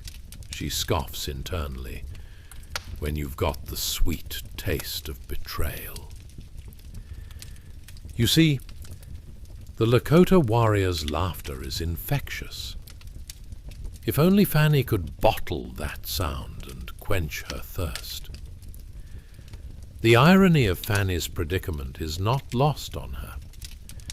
She's about 2 mumbles away from composing an angry ballad about being the unwitting water spectator. When you're hilariously underqualified at negotiating basic human rights, she imagines singing, "You'll understand why I'm here on my knees." But fret not. Though Fanny may be down on her knees, she's a pioneer born of grit. Confidence is brewing underneath that sunburnt exterior. Even if her inner diva feels less like Beyoncé and more like an off-brand version who lost her voice halfway through the performance. So, dear listeners, as Fanny stares into the creek, hoping for the sudden arrival of a fairy godmother, preferably one with a generous water supply, just remember that in moments of desperation, laughter and resilience can be the mightiest weapons of all. The sun sets low, but Fanny's journey is far from over, and tomorrow, oh, tomorrow she might just have the laugh of a lifetime waiting for her. Sweet dreams of water. It's a thirst worth dreaming about. Chapter 12. The Dance of Tribes and Your Imminent Mortality. Hey guys, welcome back to yet another chapter of Historically Mildly Interesting, where the tales are thicker than a bowl of oatmeal made without water. Tonight we're diving into a section of history richer than your grandma's secret cookie recipe. Get ready for a story that includes rhythm, stomping, and a dash of impending doom, all wrapped up in a ceremonial fire dance. Grab your pillows and prepare for something as intense as your ex's emotional baggage after breaking up with their therapist. But first, let's talk logistics. Ever wondered what your life would be like if your biggest worry was trying not to offend a tribe while hoping not to trip over your own sandals? Or if your only means of survival rested precariously on whether you could find an object you lost, a broken pipe of all things? Kind of like losing your Wi-Fi connection right before an online meeting. Imagine battling through 6 months of pure chaos, not just your neighbor's incessant lawn work that sounds like a harassed choir of chainsaws. And as we slip into the intricacies of Fanny's saga, take a second to think, what exactly does ceremonial fire dance involve? Do they get confused and start a conga line by mistake? Will Fanny end up in a game of charades, seeking to explain why she's in such a precarious situation? I mean, what would your strategy be if demanding a broken pipe was your fate? Congratulations, you've just woken up in 1876, smack in the middle of a Lakota ceremonial celebration. The night air carries an electric buzz, more invigorating than that second cup of coffee you swear you need, but somehow always regret. You can hear the rhythmic stomping echoing through the plains, a sound louder than a herd of feral cats, and it pulls you toward the gathering like an unapologetic fridge magnet. As you inch closer, the warm glow of the flickering flames dances like 1,000 tiny fireflies caught in a wild waltz. You can't help but feel a mix of excitement and confusion as you watch the Lakota warriors moving in sync, their bodies casting long shadows that twist beneath the moonlight like poorly scripted shadow puppets fumbling through a by-the-numbers script. The chants are both haunting and mesmerizing, much like that tune you can't help but hum after watching a really cheesy rom-com. And just when you're thinking it might be safe to join in with a jazz hands version of the time warp, Ottawa, the chief, strides forward with an expression that could curdle milk. Oh dear, you might think, is that the look of someone who appreciates my dancing skills, or someone about to launch into an existential crisis? Turns out, it's more akin to the latter. Ottawa is looking intently for the broken pipe Fanny lost, and you suddenly realize that this is not just a casual oversight. This is a life or death situation, the kind that puts your entire sense of humor on trial. His booming voice pierces through the chants. Whoever lost the pipe shall face a dancing trial akin to the most dreaded school talent show. Illustrations of terror dance through your mind as you picture Fanny attempting to freestyle her way to survival. You wish there was a script to help her improvise, maybe a playbook entitled How to Keep Your Head While Hopping Around in a Dance Circle. And while the situation spirals into absurdity, Ottawa is there, arms crossed like a very serious judge at a baking contest. Fanny's heart races faster than a jackrabbit on electric caffeine. She finds herself in a conundrum comparable to realizing you've accidentally liked your crush's 2013 vacation photos while scrolling through Instagram at midnight. Ottawa's command echoes like a broken record as he stares down the hapless Fanny. Condemn her to a horrible death, should she fail. Before you panic about whether Fanny is now part of a gruesome game show, let's remember she's sharper than a rock in a toddler's pocket. Fanny might not have the graceful moves of a seasoned dancer, but she's got tenacity as stubborn as a mule borrowing a lawnmower. As the warriors gather around, you wonder if this dance could offer Fanny a ticket back to safe ground. Does she have what it takes to shimmy her way out of Ottawa's wrath and smoothly glide into culinary oblivion? Or will she end up wishing she'd practiced a bit more before stepping into the limelight? With each stomp, the ground beneath you rumbles, vibrating with the anticipation and challenging the balance of your own moral standing. Will she be able to adorn the mantle of local legend, or regretfully claim the title of the clumsy gossip stirring the pot for generations to come? In this moment, there's the absurd realization that every dance can lead to a great fall, especially when, decades later, someone writes about your misadventures as though they happened to a particularly disastrous lead in a low-budget film. And as Fanny considers her fateful choices, dance like nobody's watching, or risk a very permanent end with only the memory of her misplaced pipe left behind, a thick tension wraps around the firelit evening, preparing for a climax so unpredictable it resembles a squirrel entering a dance-off. So, as the flames crackle, and the uncertainty of survival hangs like a balloon over a crowded party, let's pause to give Fanny a round of applause. She's about to bust some moves. Just remember, dear listener, sometimes the most amusing stories arise not from triumphs, but from the wobbly missteps on the dance floor of life. Will she identify her inner warrior, or settle for the goat on ice performance when the spotlight shines? Only time, and possibly your caffeine intake, will tell. Chapter 13. The Wild Ride of Tragic Highland Horse.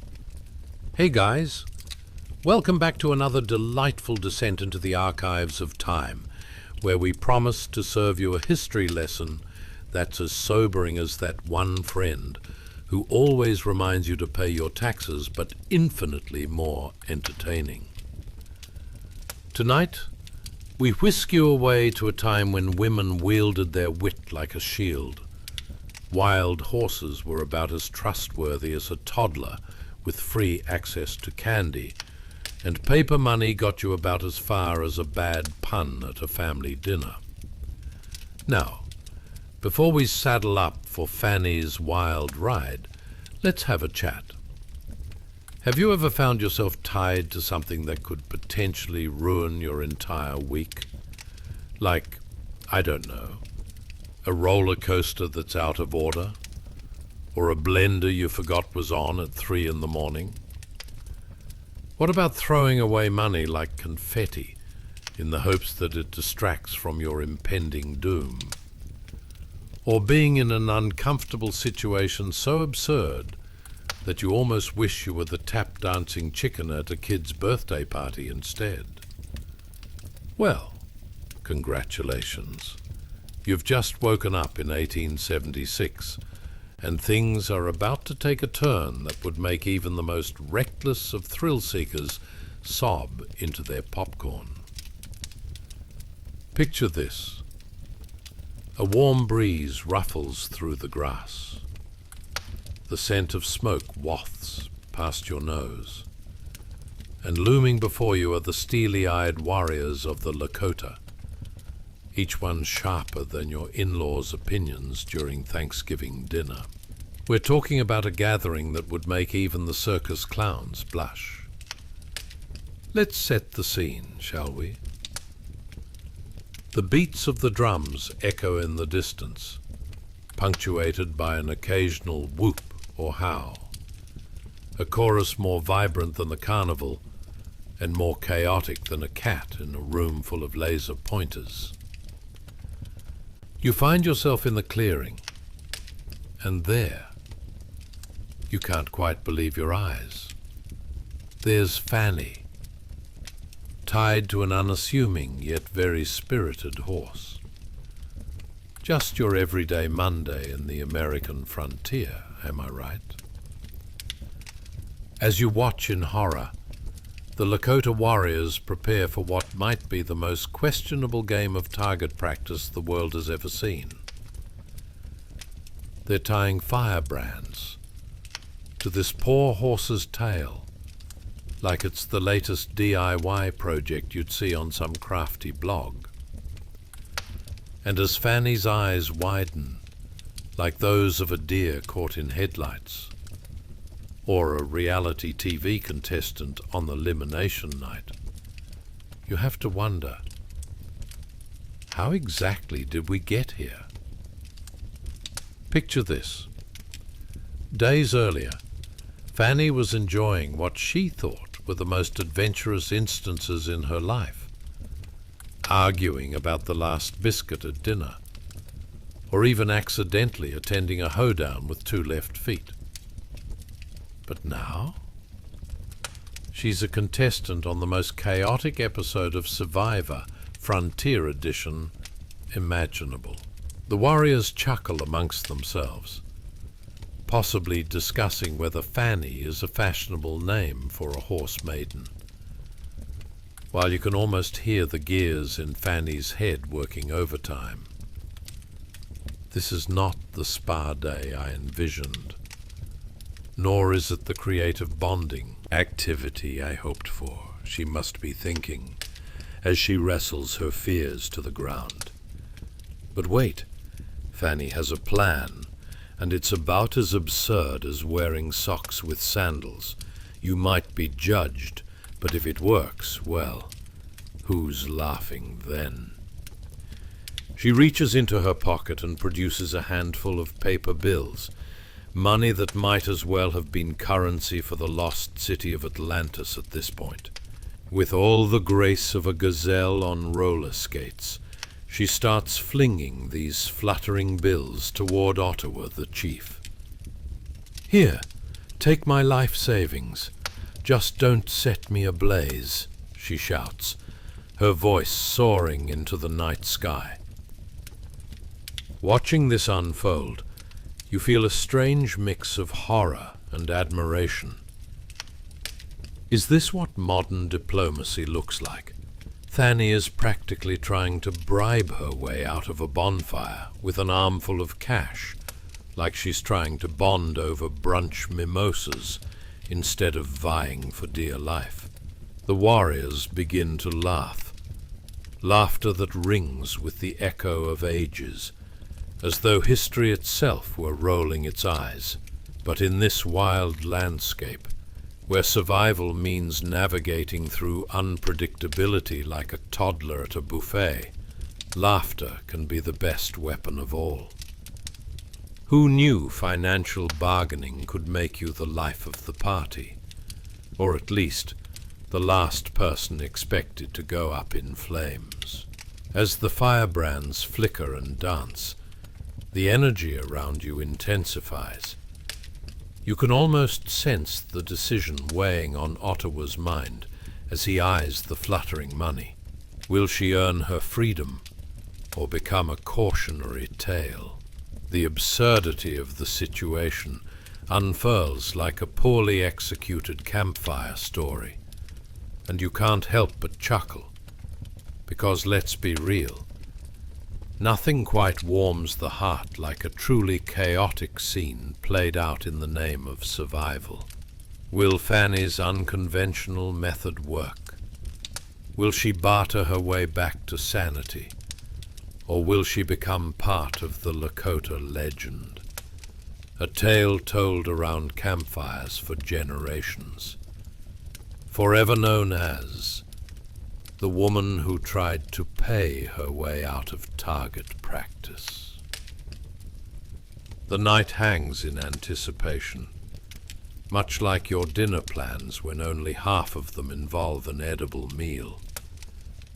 Whatever happens next is bound to be interesting, mildly disturbing, and certainly memorable.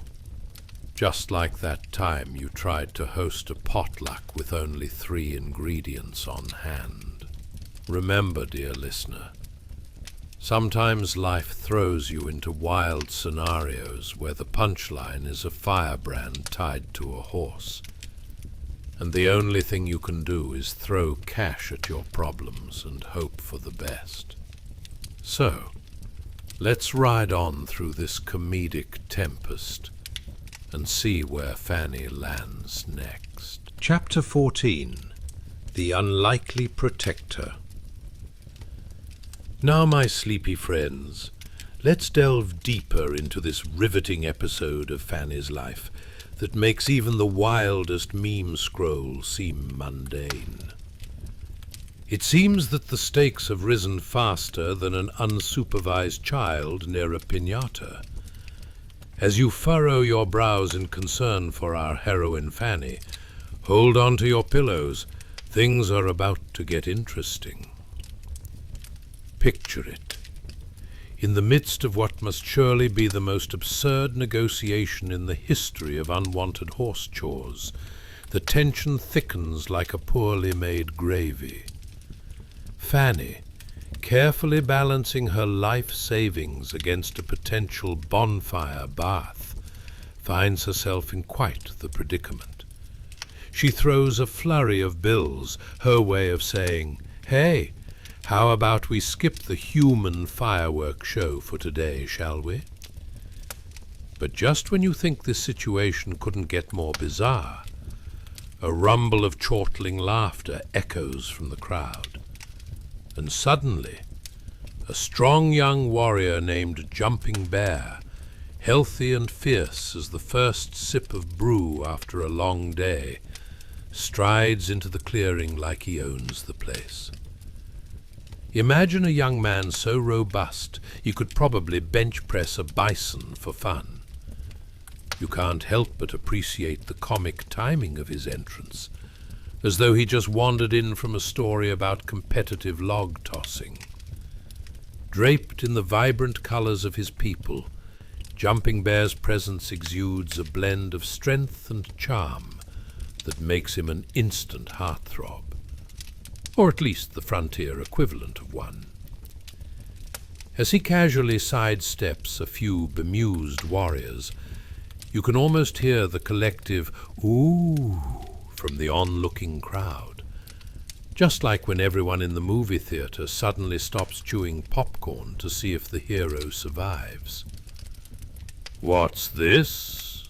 he declares, squinting dramatically at the scene unfolding, as if he's just walked into a family reunion gone awry. Are we really about to see our lovely damsel here set on fire? Because, let's face it, she's not exactly dressed for that occasion with her bonnet and all. At that moment, his voice booms, rendering the ruckus surrounding them temporarily muted. If it were a real-life soap opera, someone would have dropped a handbag in the background, complete with dramatic music. Fanny, caught between gratitude and sheer humiliation, blinks at Jumping Bear, as though he's just offered her a golden ticket to ride the most ludicrous roller coaster in history. Yes, actually. I would like to not become kindling for your campfire. "How perceptive of you," she replies, voice quivering, but with an edge of sass that says, "I may be tied to a horse, but I'm no nobody." Jumping Bear, suddenly the unlikely knight in shiny leather, steps forward with a flair that would make Broadway dancers nod in approval. "Let me handle this," he says, deflecting the concerns of his fellow warriors like a cowboy shrugging off rattlesnake bites. Setting her ablaze is so last season. We've got to be hip, you know. Everyone's doing Save the Damsel, and I mean, who would want Fanny to go out like that? She could start a trend. It's hard not to chuckle at the absurdity of it all. Hiwa, nestled in a wild frontier-style soap opera, with stakes ludicrously high. Will Fanny end up as burnt toast, or will Jumping Bear's unorthodox interruption save the day, and maybe earn her heart along the way? Talk about a plot twist you'd expect only on late-night reality shows. The warriors, who had initially gathered around for what promised to be a delightful spectacle of pyrotechnics featuring Fanny a la mode, begin to murmur and scratch their heads. Are we seriously going to just let him walk in and rescue her? What's next? Are we going to give her a coupon for 2 free trips to the local spa? The light-hearted banter permeates the air, despite the absurdity of the situation. Jumping Bear then turns to Fanny, a mischievous glint in his eye. How about we negotiate a fair exchange? For instance, how about you, my lady? Offer me advice on what to do with burnt marshmallows. Fanny chuckles, perhaps slightly delirious from all the adrenaline. Here she is, in a historical moment that could maintain its place in the annals of chaotic frontier justice. "Deal," she replies, suddenly buoyant. "And I'll throw in some tips on how to pick the perfect cow. You know, for those dinner parties." The crowd erupts in laughter, a response that echoes through the clearing like the love child of a giggle and a drumbeat. Sure, it's not typical frontier dialogue you'd expect, but somehow, amidst the seriousness of potential conflagration, joy and humor are creeping in. If the Lakota warriors can appreciate some light-hearted banter, perhaps this whole ordeal might not end in flames after all. Jumping Bear, now managing the crowd's expectations like a seasoned showman, gestures grandly at Fanny. "Ladies and gentlemen, I present to you the woman who will teach us the fine art of not burning your snacks." The roar of laughter feels like a warm embrace, a radical change from their previous doom and gloom. Now, the fate of our brave heroine and her newfound protector hangs in the air like a suspended cat at a dog show. What happens next? Well, dear listeners, you'll just have to continue on this journey with us, one that twists, turns, and will certainly have you laughing all the way to the morning sun. So, as you rest your eyes on this whimsical story that feels more like a modern comedy than tragic historical accounts, let's sink our thoughts deeper into this wildly captivating world. One where kindness, and maybe the occasional romantic interest, can defy the flames of destiny. Shall we? The Lightly, Chapter 15, The Parade of Fanny. Hey guys, are you ready to embark on an adventure that's more absurd than trying to find a charging cable in a tangled mess of wires? Just wait until you see the wild world of our heroine, Fanny, A woman with a tale so bizarre, it makes your last family reunion feel like a subtle art exhibit. Now, before we dive into a time when pioneers, buffalo, and questionable fashion choices collided on the American frontier, yes, get ready for an ensemble that wouldn't make the cut on a cowpoke runway. Let's do a tiny favor for our future selves. If you enjoy the giggles, consider liking, subscribing, or commenting, but only if you actually feel moved, like a soft breeze or a warm slice of pie on a winter day. So, here we are, cruising into the past. Dim the lights, turn on the fan, and make sure your pillow is fluffed to perfection. Are you comfy? Good. Now ask yourself, how did it feel to live in a time when dinner consisted of whatever you could catch, hunt, or barter? What was it like to attend a party where the main theme was, let's see how many layers of clothing we can wear? And most importantly, can you imagine negotiating with a Lakota warrior while wearing a dress that looks suspiciously like it was donated 5 years too late? Congratulations! You've just woken up in 1876, where Fanny is the unwitting star of a bit of misplaced creative expression known as the Parade of Fanny. Can you hear it? The distant drumming that sounds like a demented marching band attempting to play Yankee Doodle Dandy underwater. As she is led through the sprawling expanse of the Lakota village, the sheer size of it looms large like a towering cake that's been topped with every ingredient except frosting. Instead, it's a dress rehearsal for every TikTok parade you've ever scrolled through, except here, the stakes are higher, and you're not just trying to get likes. Imagine surveying the scene. The village stretches miles across the plain, a perfect backdrop for the kind of enthusiastic chaos you might see at a county fair gone awry. Colorful flags wave in the wind, as if even they were caught up in the sheer absurdity of the moment. The dappled sunlight lingers over the crowd, highlighting the faces of curious onlookers.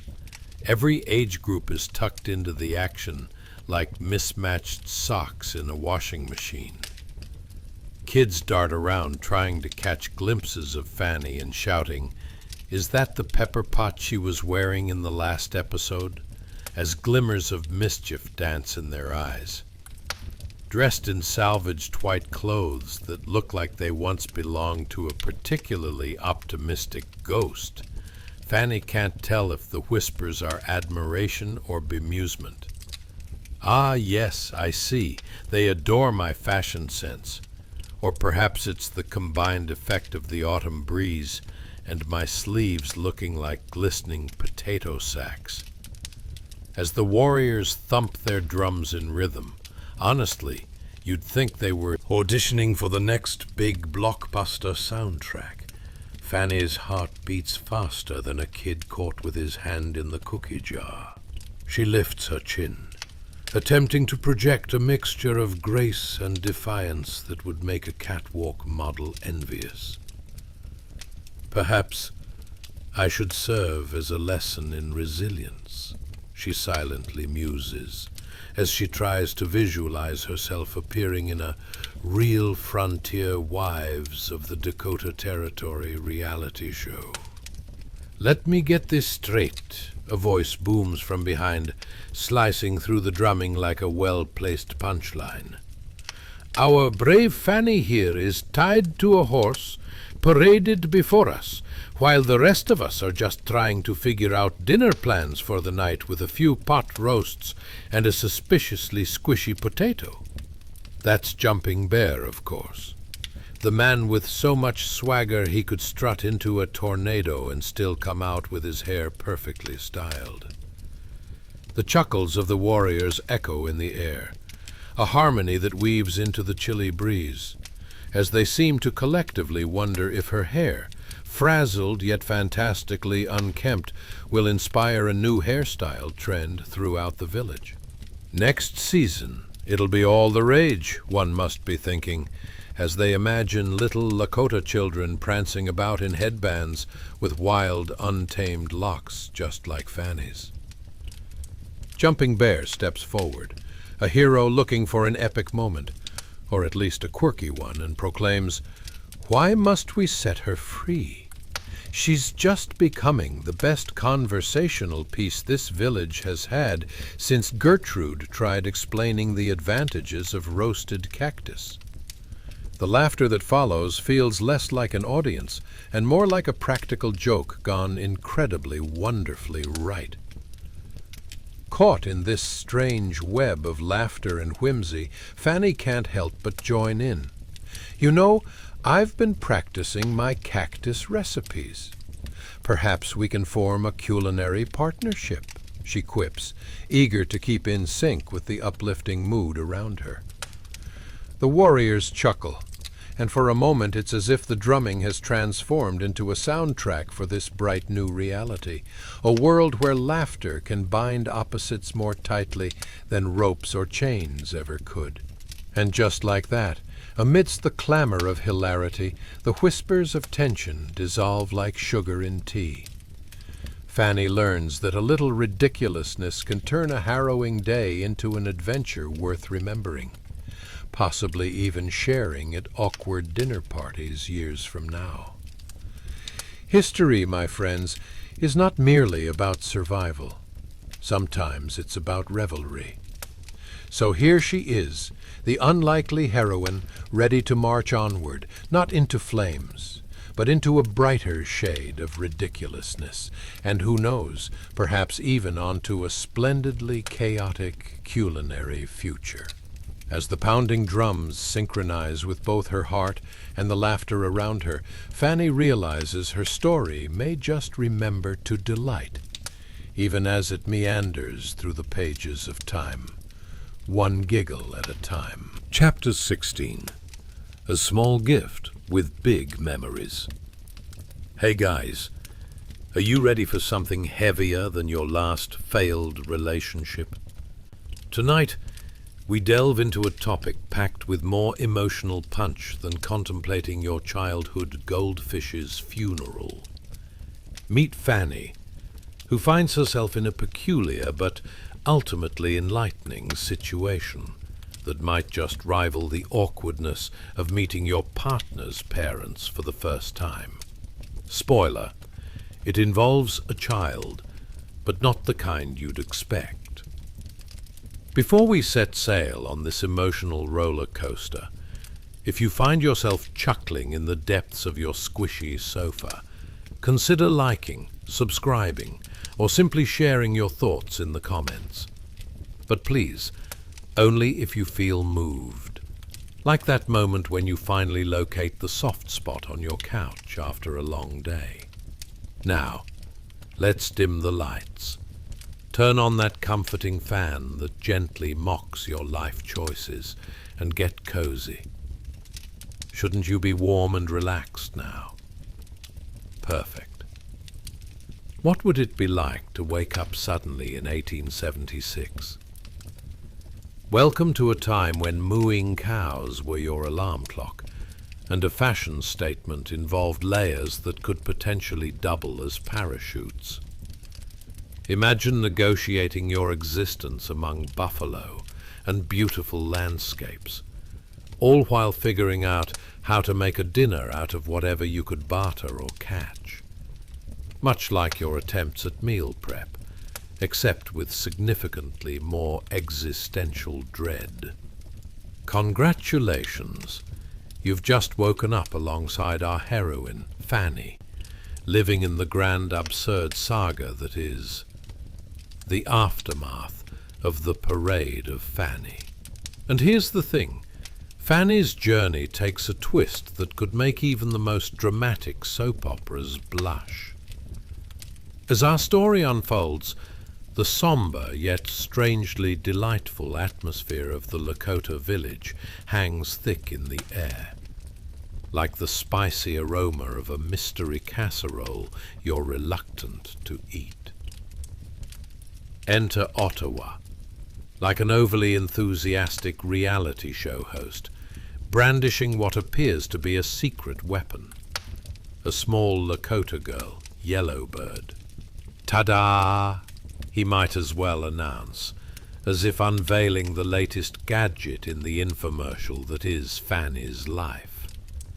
But wait, there's more. You can almost hear the infomercial pitch whispering, as Ottawa presents Yellowbird as a replacement for Fanny's recently lost child, the heartbreaking Mary. Imagine your friend giving you a pie, only to tell you it's made with the memory of your other half. Suddenly that peach cobbler looks a little shaky, right? Fanny stands there, trying to process the situation with enough grace to power a suggestion box for the local ballet troupe. Excuse me, are you saying I am to play house with a brand new daughter, like some sort of child swap meet? It's like being offered a free sweater right after you've just stated how much you hate sweaters. Not exactly what you'd call a warm gesture. Yellowbird, a child with big dark eyes that reflect a world of stories, stands in front of Fanny. She appears to embody the village itself, full of vibrancy and laughter, yet cloaked in a delicate mist of loss. That brings with them a wash of emotions that could rival a Hallmark movie marathon. Fanny recalls the tiny hands of Mary, her laugh, a musical note that twisted through the air like a carefree breeze. Suddenly she realizes life isn't a series of perfect moments. It's more like a patchwork quilt, with each square narrating a story that deserves to be told. But back to Fanny, who's now grappling with her internal monologue as if she were about to give a TED Talk on grief management while juggling flaming swords. What am I supposed to do now? She wonders. Can I just throw sparkles on this situation and call it a day? Or do I need to organize a dramatic adoption ceremony complete with interpretive dance? In the moment, the young girl grins, seemingly unfazed, like she's already plotted her future as a master fabricator of illusions, an expert at creating bright spots out of the gray. Could this tiny human instill joy in Fanny's spirit that was starting to resemble a deflated beach ball after a raucous kids' party? Would a connection blossom amidst the shadows of loss, turning what felt like a painful tapestry into a colorful adventure? Fanny, torn between laughter and tears, suppresses an urge to hug the tiny girl and ask how to make this all feel normal. Instead, she just smiles, because what else can you do at a moment like this? So, Yellowbird, she begins cautiously, do you like pancakes? A critical question. Everyone knows that the true nature of any relationship revolves around breakfast foods. Pancakes are better than sad, soggy memories, right? Fanny chuckles, testing the waters. And just like that, amidst the confusion of their worlds, a bridge of shared laughter begins to take shape. As Yellowbird giggles at the oddness of the situation, Fanny feels the first flicker of hope.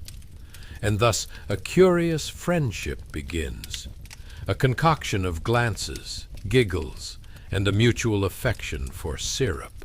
With every pancake flipped, the heaviness in Fanny's heart lightens, turning into something more playful, like that weird rubber chicken your neighbor uses to promote his gardening business. As the warm sun dips below the horizon, illuminating the village with hues you'd only find in a well-crafted Instagram filter, Fanny realizes that life will never really be the same. But with a little humor and a sprinkle of absurd existence, perhaps it could be exquisitely beautiful in its own chaotic way. Now, As the evening deepens and you let this bizarre story linger in your thoughts, remember, sometimes intricacies of life knot themselves into strange new relationships and connections that are just waiting to be uncovered. And sometimes you simply have to flip that pancake and see what lands on your plate. Chapter 17. A Raised Platform of Misunderstandings. Hey guys, let's do something more awkward than trying to reconnect with an old friend over a dinner of cold pizza. Tonight, we plunge into a scenario that's heavier than your last tax return. A war council meeting in the Lakota territory, featuring our hero Fanny, sitting in a position that's frankly more precarious than explaining your Spotify playlist to your in-laws. Spoiler alert, there's a raised platform, human scalps, and more tension than a family reunion in a zombie apocalypse. Before we jump feet first into this historical hilarity, take a second to hit that like button, subscribe, or drop a comment. Only if you're feeling particularly generous, like that moment you find an extra fry at the bottom of the bag. All right, let's set the scene. Dim the lights. Crank that fan to create an aesthetic breeze that says, "I totally planned my life out."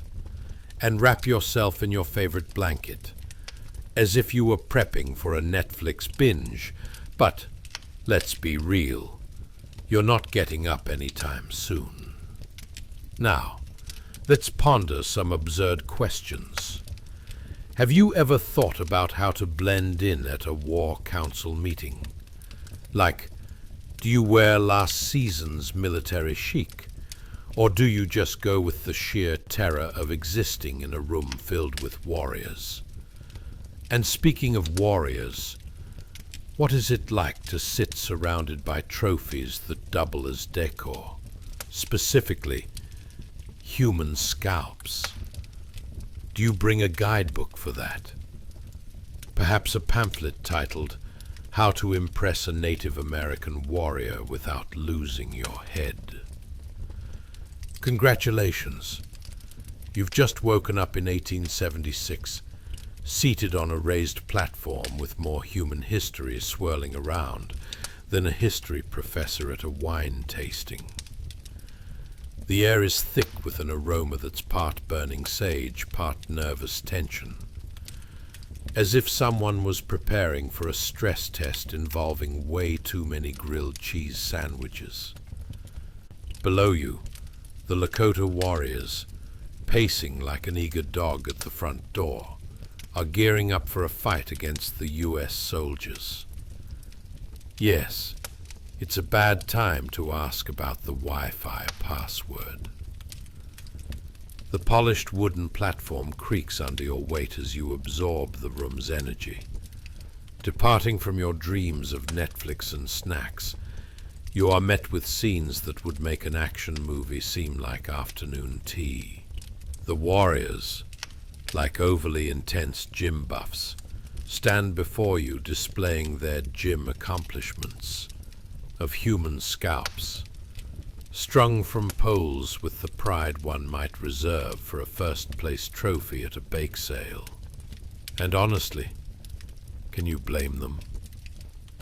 If you had an impressive collection of rare hats, or, scalps, you'd want everyone to see them too. Jumping Bear, the warrior with a name that sounds suspiciously like a yoga position, steps forward. He has a gaze that pierces your very soul, then lands somewhere near your cringing embarrassment. "The warriors are preparing," he states gravely, as if announcing the next big reality TV show to hit the airwaves. "Survivors of the settlers." Meanwhile, the backdrop of the council meeting resembles a particularly intense episode of Who Wore It Best, but with a hint of existential dread. The warriors, fierce-looking individuals clad in leather and feathers, adjust their ornaments with the intensity of a toddler determined to place the last puzzle piece in their masterpiece. The tension could be cut with one of those little wooden spoons from the yogurt cups you pretend to enjoy. "Why do we gather?"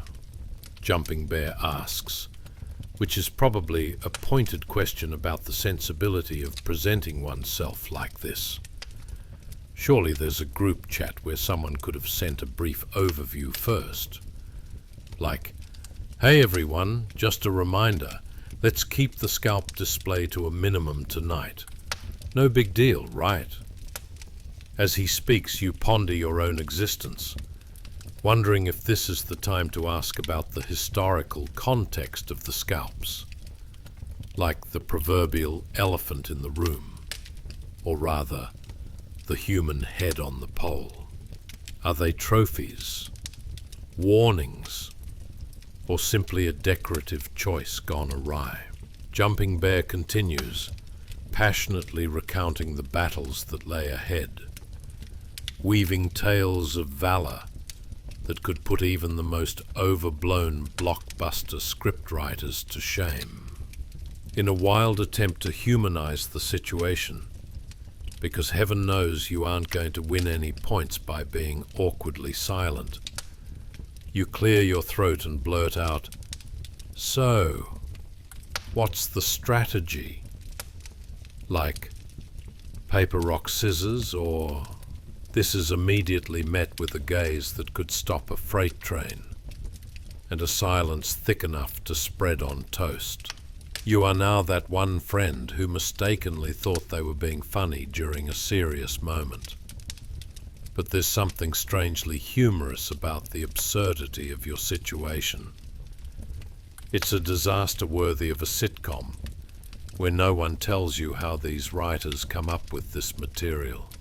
Slowly the tension breaks as a couple of the warriors exchange glances. A snicker escapes, and just like that, an invisible wall has crumbled. They laugh about your suggestion in a mix of infectious camaraderie and incredulity. Yes, we choose the fate of our people with rock, paper, scissors. No worries, one of them retorts, his voice rich with humor despite the gravity of the situation. As you settle into this bundle of strange yet cheerful absurdity, it dawns on you that perhaps life is not so black and white, like picking oak or pine for your next chair, but in the arena of battle.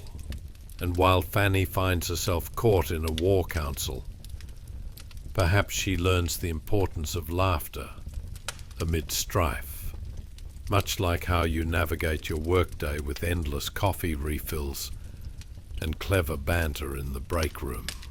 So here you are, sitting on this platform, not merely a spectator, but a participant in this bizarre dance of fate, all while contemplating the essence of community, courage, and absurdity, because you can't really make this stuff up. Or can you? And as the warriors return to serious discussions of strategies, peppered with laughter and the occasional bewildered glance at you, you realize that maybe this history lesson is a lot more entertaining than your last binge watch. Now, let's dive deeper into Fanny's adventure as she navigates not just war rooms, but the heart of humanity itself. Chapter 18. A most uncomfortable trophy. Hey guys, ever wonder what it's like to be the unwilling star of a reality show where the stakes are higher than your cousin's opinions on politics? Tonight, we're diving into an epoch so perplexing it could give even the most devoted Instagram influencer a serious identity crisis. Welcome to the wild world of Fanny, the pioneer woman tangled in an unexpected 6-month soiree with the Lakota.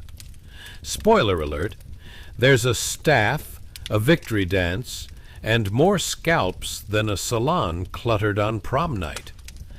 Before we surrender to the chuckle-worthy chaos, take a moment to hit that like button, subscribe, and feel free to leave a comment, only if you genuinely enjoy this historical roller coaster, of course. I mean, we wouldn't want you feeling like you just ate a bad burrito, would we? All right, let's prepare ourselves for an absurd journey. Dim those lights, set your fan to mildly breezy, and get comfy, because tonight we're not just hitting the history books, we're doing a cannonball into the shallow end of pure absurdity. Have you ever pondered what it must be like to attend a victory celebration without an invitation? Or perhaps attempted to figure out which houseplant corresponds to a human scalp in terms of aesthetic decor? Do you think they have labels next to the trophies in the Lakota territory? Here lies the artistry of war, complete with scalp collection. Congratulations! You've just woken up in 1876, standing awkwardly on a raised platform.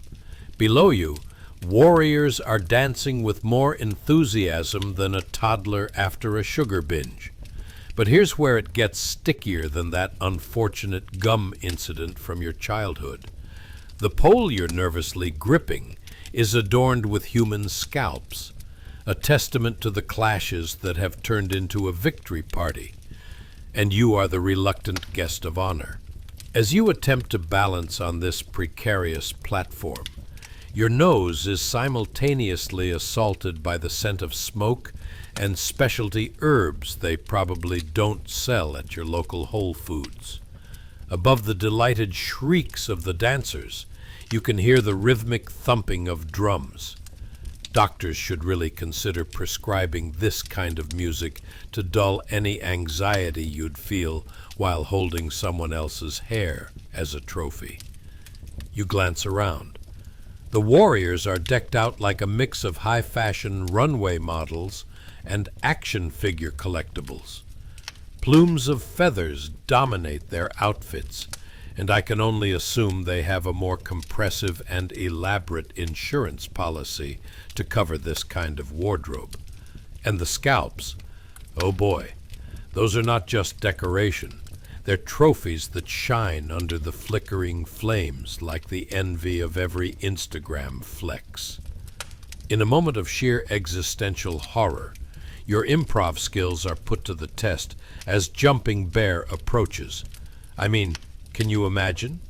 As he strides over, decorated bracelets jingling like a slightly off-key ice cream truck, you brace yourself for Years' worth of awkward small talk at the worst dinner party imaginable. Nice trophy. Love what you've done with the scalp collection. Jumping Bear's gaze feels sharper than a well-honed knife, and he asks you, "What are your thoughts on our triumph?" Triumph? You're just hoping that jumping off this platform won't result in what we in the modern era refer to as a bad decision. You frantically search for words, but nothing comes. Do you smile? Nod? Then you recall the pearls of wisdom your grandmother often wanted you to regurgitate. If you can't say anything nice, throw in something quirky. Once more, the atmosphere shifts as he raises his voice on the significance of the conflict. The way he speaks is almost cinematic, eager to share tales that could rival the best screenwriters of our age. You're physically captivated and mentally checking your social media for updates on what snacks could have possibly been a part of this hero's journey. So, what are the snacks like at this event? Who can blame you? When life gives you human trophies, might as well wonder about cheese puffs or the presence of a charcuterie board. In the spirit of conviviality, the air fills with laughter when you finally ask, "Any chance we could negotiate terms of this celebration? Maybe throw in some, I don't know, nachos for our friendship?" The response is bewildered giggles as warriors exchange glances, like you're the surprise guest at a children's birthday party who didn't read the invitation. The festivities grow more animated. Drum beats quicken, like the tempo of a particularly erratic workout video. With every thump, warriors perform intricate movements, weaving around joyfully. They twist and contort, smile and shout, all while you're still gripping that pole like it's a lifeline. It's as if the universe decided to merge a salsa dance-off with an episode of Survivor, and you're stuck in the middle, slight panic setting in. And here's the grand irony. You're holding on to evidence of past conflicts, human keepsakes that scream history. But the very act of participation is what removes the edge of horror. You realize, in this chaotic celebration, you're simultaneously a guest and a spectacle, unwittingly learning that warmth can be found in the most unexpected places. Just look at all these warriors, willing to share a laugh with you, despite your unintentional headgear. I mean, seriously, who else can truly say they've had scalp style for the night? So as you stand there, your imaginative cheerleading for victory morphs into a surprising realization that sometimes communities thrive not despite conflict, but through a shared sense of humor and absurdity. And let's face it, when Fanny finally recounts this story, she won't just speak of anxiety and scalps. She'll tell of finding laughter even amid chaos, mingling with the most unlikely crew. Because you absolutely Can't make this stuff up. Now that we've etched this moment into the historical saga of Fanny's life, join me as we continue along this zany journey filled with unpredictable twists and delightful absurdity. Chapter 19, A Healing Touch. As the sun began to bleed its warmth across the horizon, a new kind of chaos unfolded, a far cry from the wild victory dance you had just witnessed. The winds held a different kind of urgency now, rustling the sagebrush in a way that suggested trouble was brewing. Yes, you've just been propelled into the chaotic world where wounded warriors return like badly wrapped gifts, bursting through the door just as you've sat down to eat the last of the bean stew you've been savoring for weeks. You blink, trying to process the sight before you, a full-fledged healing camp. Congratulations! You didn't just wake up in the midst of another festive gathering. Now you're knee-deep in the frontier first aid unit, where the scalps are fresh, but the warriors are definitely not at their best. The air is suddenly thick with the tang of sweat and a dizzying medley of herbal remedies that could send even the most seasoned wellness influencer into a state of existential crisis. Picture this: a group of men, rugged as barn doors, limping in with bodies adorned in various levels of battle damage. One is missing a boot. Another has what appears to be a bandage tied haphazardly around his arm, giving off more of a fashion choice vibe than an actual medical treatment. As they collapse into the center, it's as if you have stumbled into a very niche orthopedic convention where the theme is, "I should have stayed home," and the refreshments are strictly herbal tea. You step forward cautiously, an unwilling participant in this reenactment of frontier triage. "Hey there, fellow humans! Need a hand?" You gingerly quip, trying to keep the atmosphere light as you survey the situation like one does a three-legged cat trying to climb a fence. It's just sad and somewhat hilarious at the same time. Fanny, the pioneer woman of our story, finds herself straight on with the tribal healers. Armed with an array of poultices that could make a modern herbalist swoon, she sets to work. She gently cleans their wounds, her fingers as delicate as a grandma flipping through a recipe book covered in flour. It's surprisingly skilled and soothing all at once. You watch her rub the concoctions into their skin, and for a moment, it feels like the intergalactic meeting of ancient wisdom and accidental wellness trends.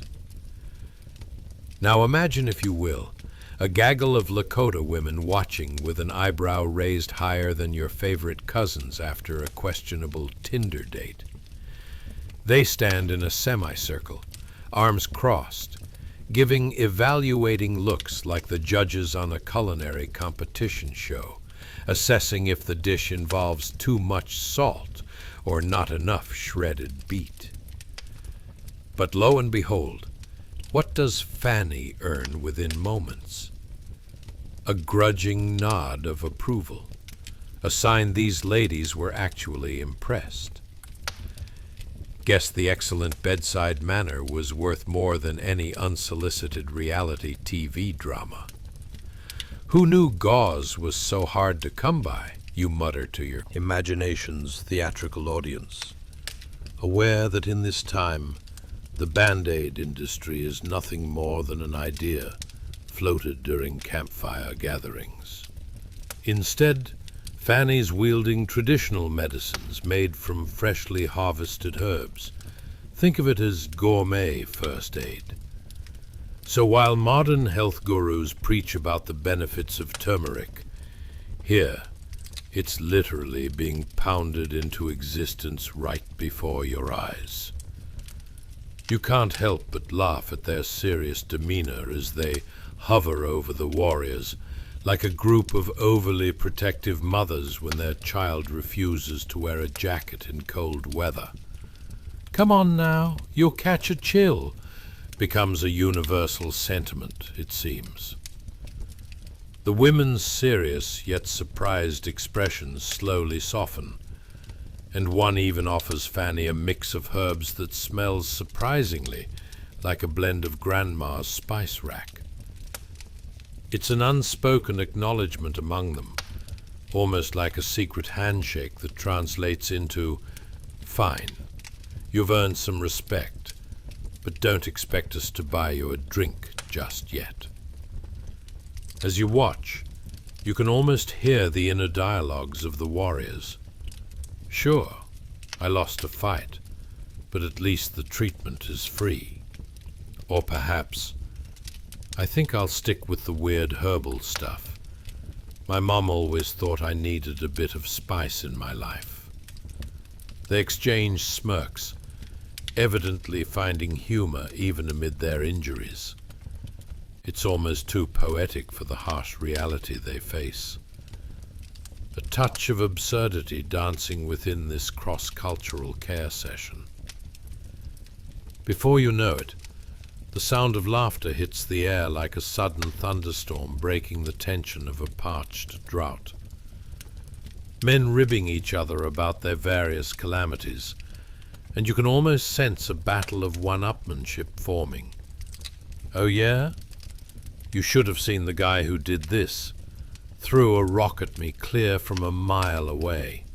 "Pff, please. I slipped on a turkey bones at camp." You're caught between the hearty banter and Fanny's gentle touch. It's a delightful spectacle of life flourishing in the midst of hardship. So here you are, a reluctant interloper witnessing history unfold before your eyes. A pioneer woman, effortlessly earning her place among the Lakota, who embrace the oddities of existence and a burgeoning fragility that tempers into laughter. And just like that, you realize how circles of humanity transcend cultural divides. Laughter can heal mismatched boots just as expertly as poultices can mend wounds. So let all this sink in as they share stories over hastily prepared herbal tea and roasted game. It's a warm reminder that even in the most absurd of situations, a sense of humor can stitch together the frayed edges of a moment's shared, much like the bands of fabric Fanny applies to the warrior's wounds. A charming tragedy wrapped in a snappy red bow. Because life on the frontier may not have been a simple affair, but it sure made for one heck of a story. Chapter 22.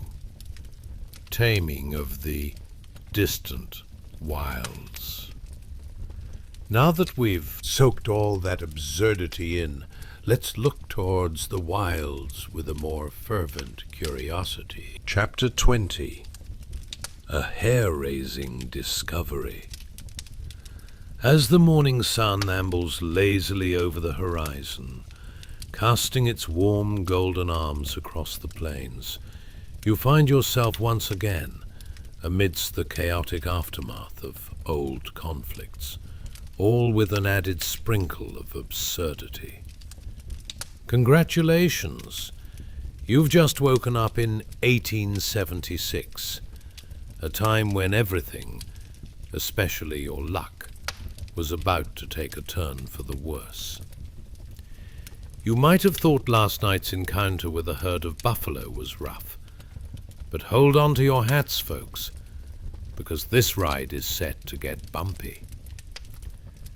Picture this. You're standing at the edge of a settlement that looks strikingly like it was just assembled from a selection of badly designed Lego sets. Rustic wooden cabins, haphazardly placed next to makeshift tents, all decorated by wind-blown tumbleweed and the wafting scent of adventure. Or maybe that's just the remnants of last night's campfire beans. Who can be sure? Amidst this visual delight, you spot Fanny, our brave pioneer woman, trying her best to navigate what can only be described as the pioneer's guide to desperation. She's been doing quite well, earning respect as the camp healer, but today's not just another day in the life. Oh no. Today has special plans. Because who doesn't love a dramatic plot twist at a barely seen hour? As you hang out, yawning and contemplating whether breakfast should be some form of wild herb or, say, more beans, a distant rumble of hooves interrupts your slumber.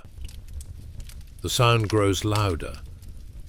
Think of it like an impatient drummer doing their best to conjure a marching band out of thin air. Enter one of Fanny's new allies, a warrior whose demeanor suggests he thinks he's just become the next contestant on a reality show called Quest for the Most Dramatic Entrance. He rides up beside her, the echo of his horse's hooves accompanied by a flair for the theatrics that would make Shakespeare nod in approval. You can't help but think he looks like a walking advertisement for survival of the fittest, but make it fashion. Beads, feathers, and a look that says he's seen more than a few questionable life choices. And then it happens. In the blink of an eye, he flashes a small object in front of Fanny's bewildered gaze. It's almost as if he's pulled a toy from a pocket full of generally terrifying surprises. But not just any toy. This is a tiny scalp, a grim trophy of a battle won, and encased in the delicate strands of fair hair, something you might expect to find in a bizarre thrift store labeled Really Weird Collectibles. Of course, if you thought Fanny was having a tough morning, she now looks like she's witnessed the resurrection of a very sarcastic ghost. The last Dementor has arrived, and it's brought with it a one-way ticket to Despair Town. Her hopes for her adopted daughter Mary, but vanished in the blink of an eye, much like your weekend plans after looking at the weather forecast.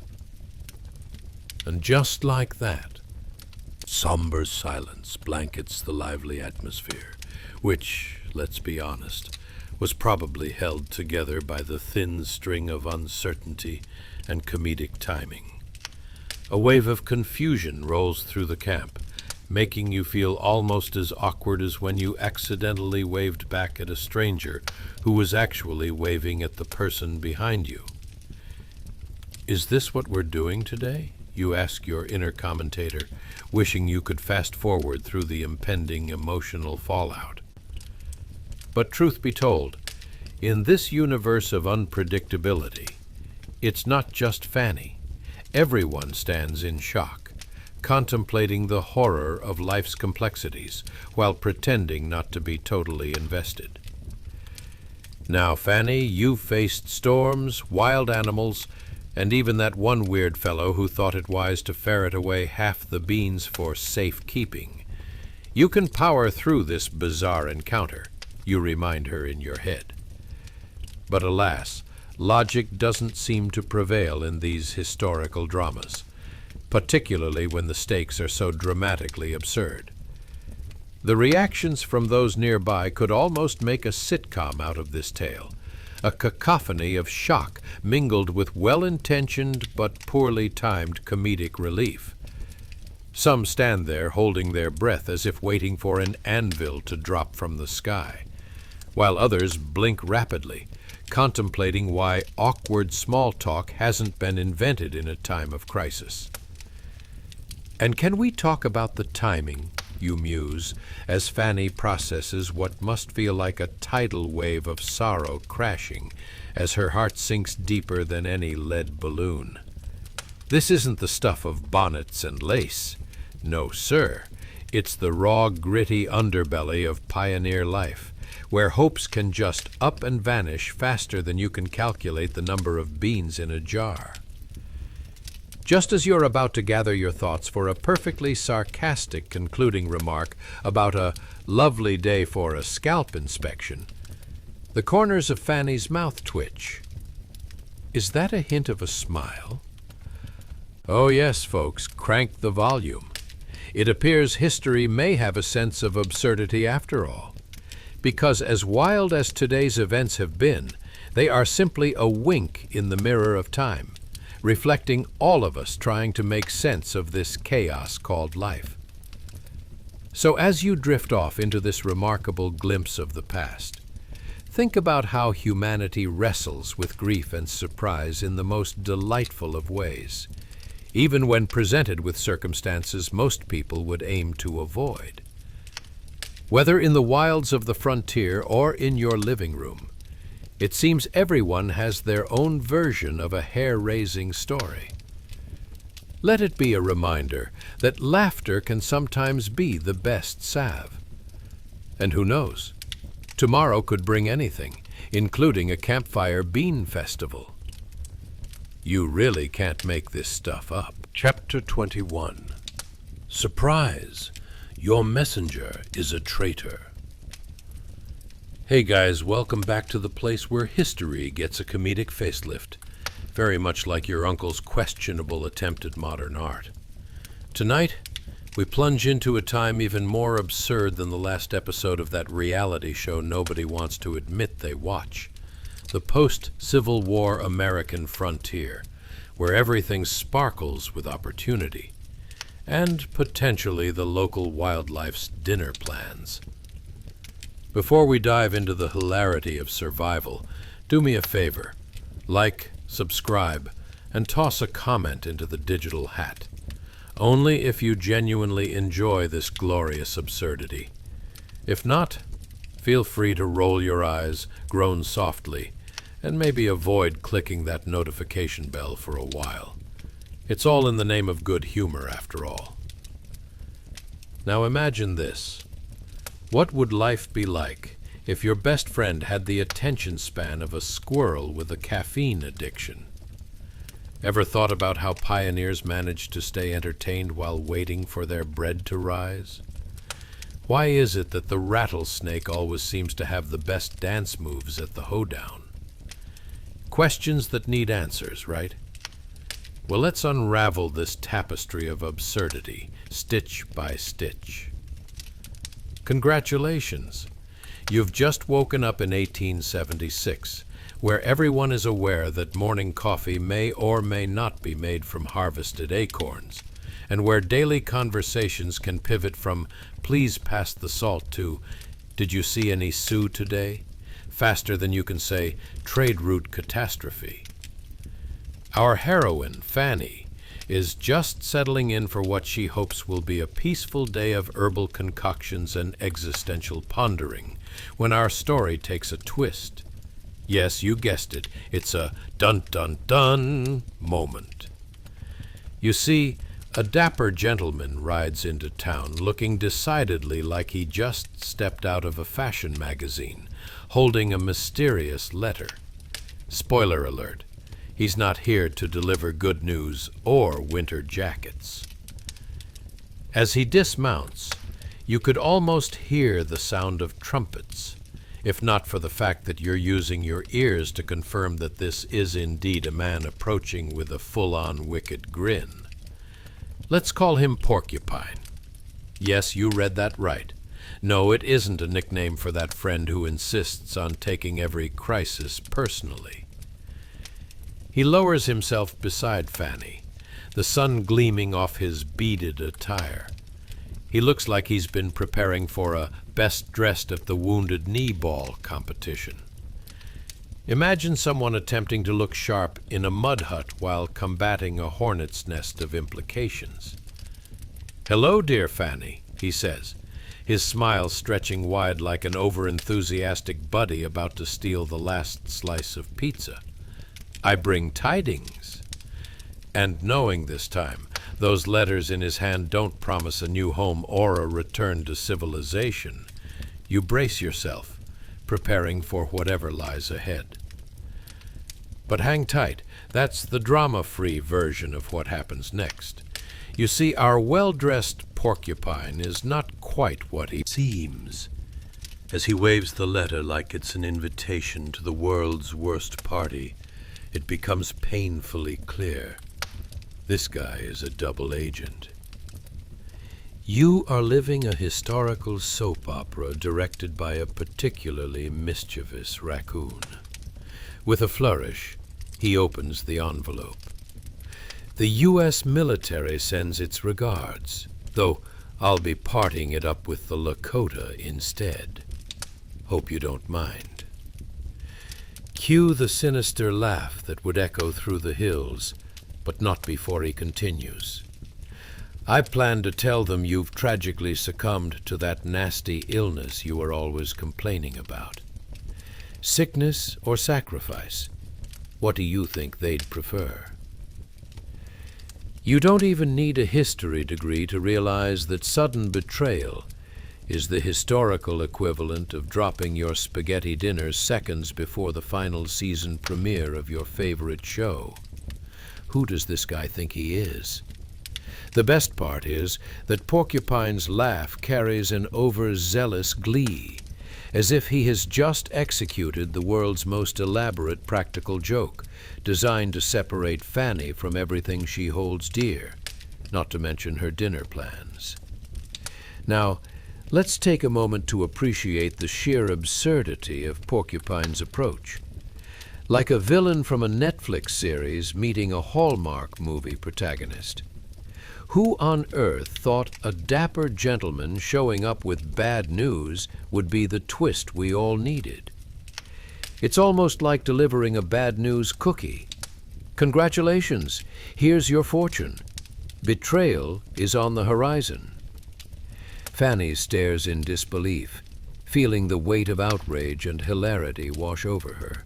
Because, let's be honest here, how often does someone show up at your door looking sharp as a tack just to ruin your whole week?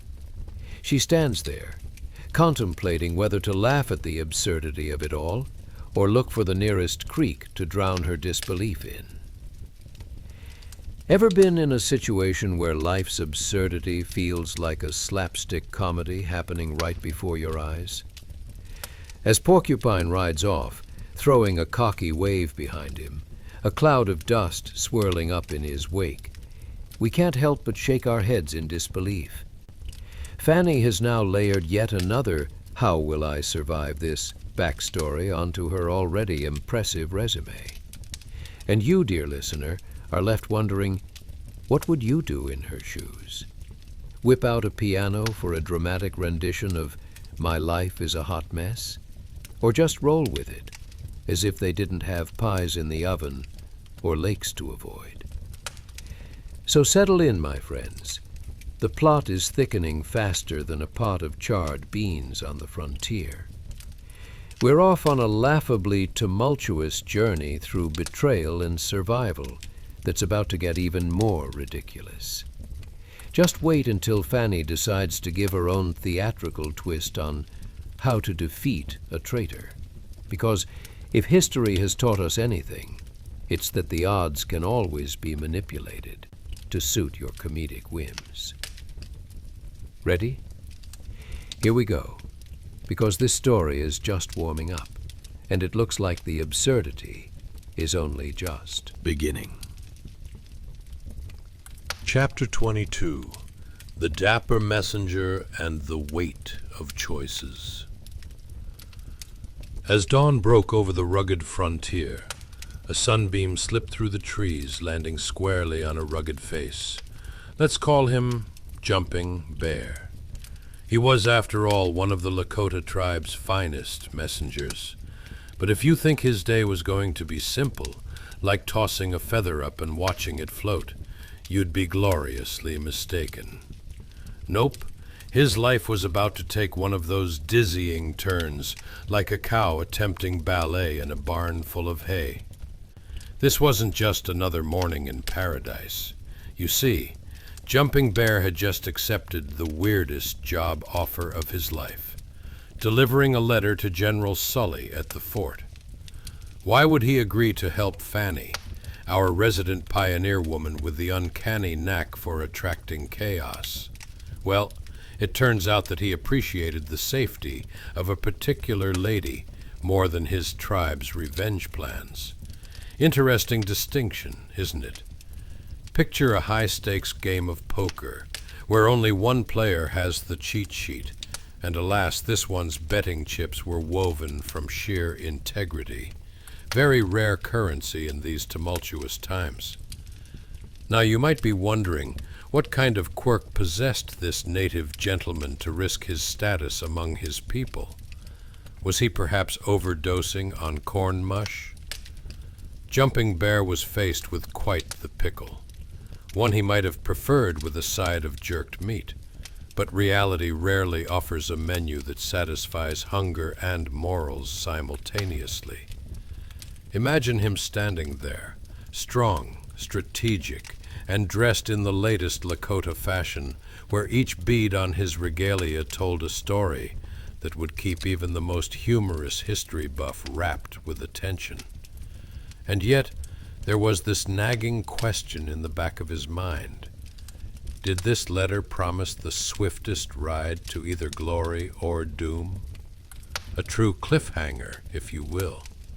Spoiler alert, it was more of a humorous partnership than a hero's journey.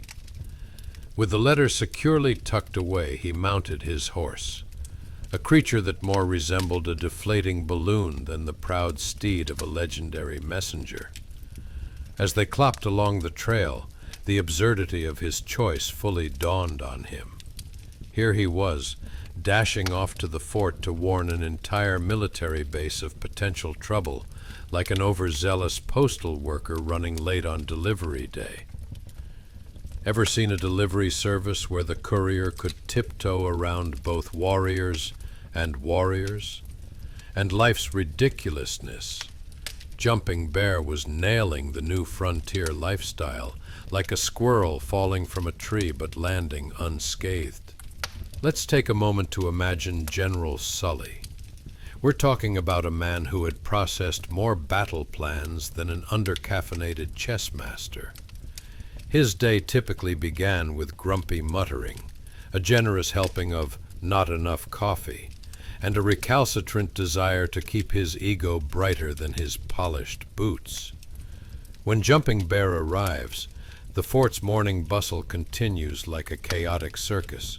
Horses neighing, soldiers barking orders, and the smell of questionable breakfast sloshing through the air. "Excuse me, General," Jumping Bear proclaimed, stepping through the chaos as if it were merely the aftermath of a good raucous party. "Could we perhaps pause the musket practice for just a moment?" Sully, already flustered by the prospect of his morning change of pace, turned to Jumping Bear and raised an eyebrow. "Depends. Is this going to involve me listening to a long saga about how the local wildlife has grown bored of your people's creative pursuits?" With a sparkling grin that could rival the morning sun, Jumping Bear replied, "Actually, I've got news that may be a little more pressing than owls attempting to hide in your laundry." Before he could divulge the delightful details, the impending attack Fanny had feared, Sully's attention snagged onto the messenger's necklace, adorned with beads that told a tale of bravery. It was as if the general had decided that aesthetics trumped military strategy, causing his jaw to drop like the last biscuit at brunch. "Look, let's just bypass any gemstone gossip and stick to the subject of safety of my friends back home," Jumping Bear insisted, waving the letter in front of Sully like a magician displaying his finest tricks. "Fine," Sully muttered begrudgingly, the bemusement in his eyes turning into a deep-seated curiosity. Who knew a little Lakota would be the bearer of such unexpected news? But then again, who wouldn't take a chance on a curious tale that promised not only intrigue, but also the chance to stomp out potential tragedy at the same time? And there it was, that moment. He did it. Jumping Bear chose Fanny's safety over his people's vengeance. As a reward from Sully, he might receive a shimmering medal, or, more realistically, a less than pleasing reprimand for thwarting tribal wrath. But you know what they say. Between a rock and a hard place, always choose the humorous side of the stone. As the sun shifted in the sky and Jumping Bear began his return journey, he felt lighter than air, not just for the absence of vengeance, but also because he had unwittingly accepted a role as the reluctant peacemaker, a pioneer of his own unique legacy, an unsung hero navigating a plot twist worthy of a melodramatic primetime show, proving that sometimes the absurd beats the anticipated.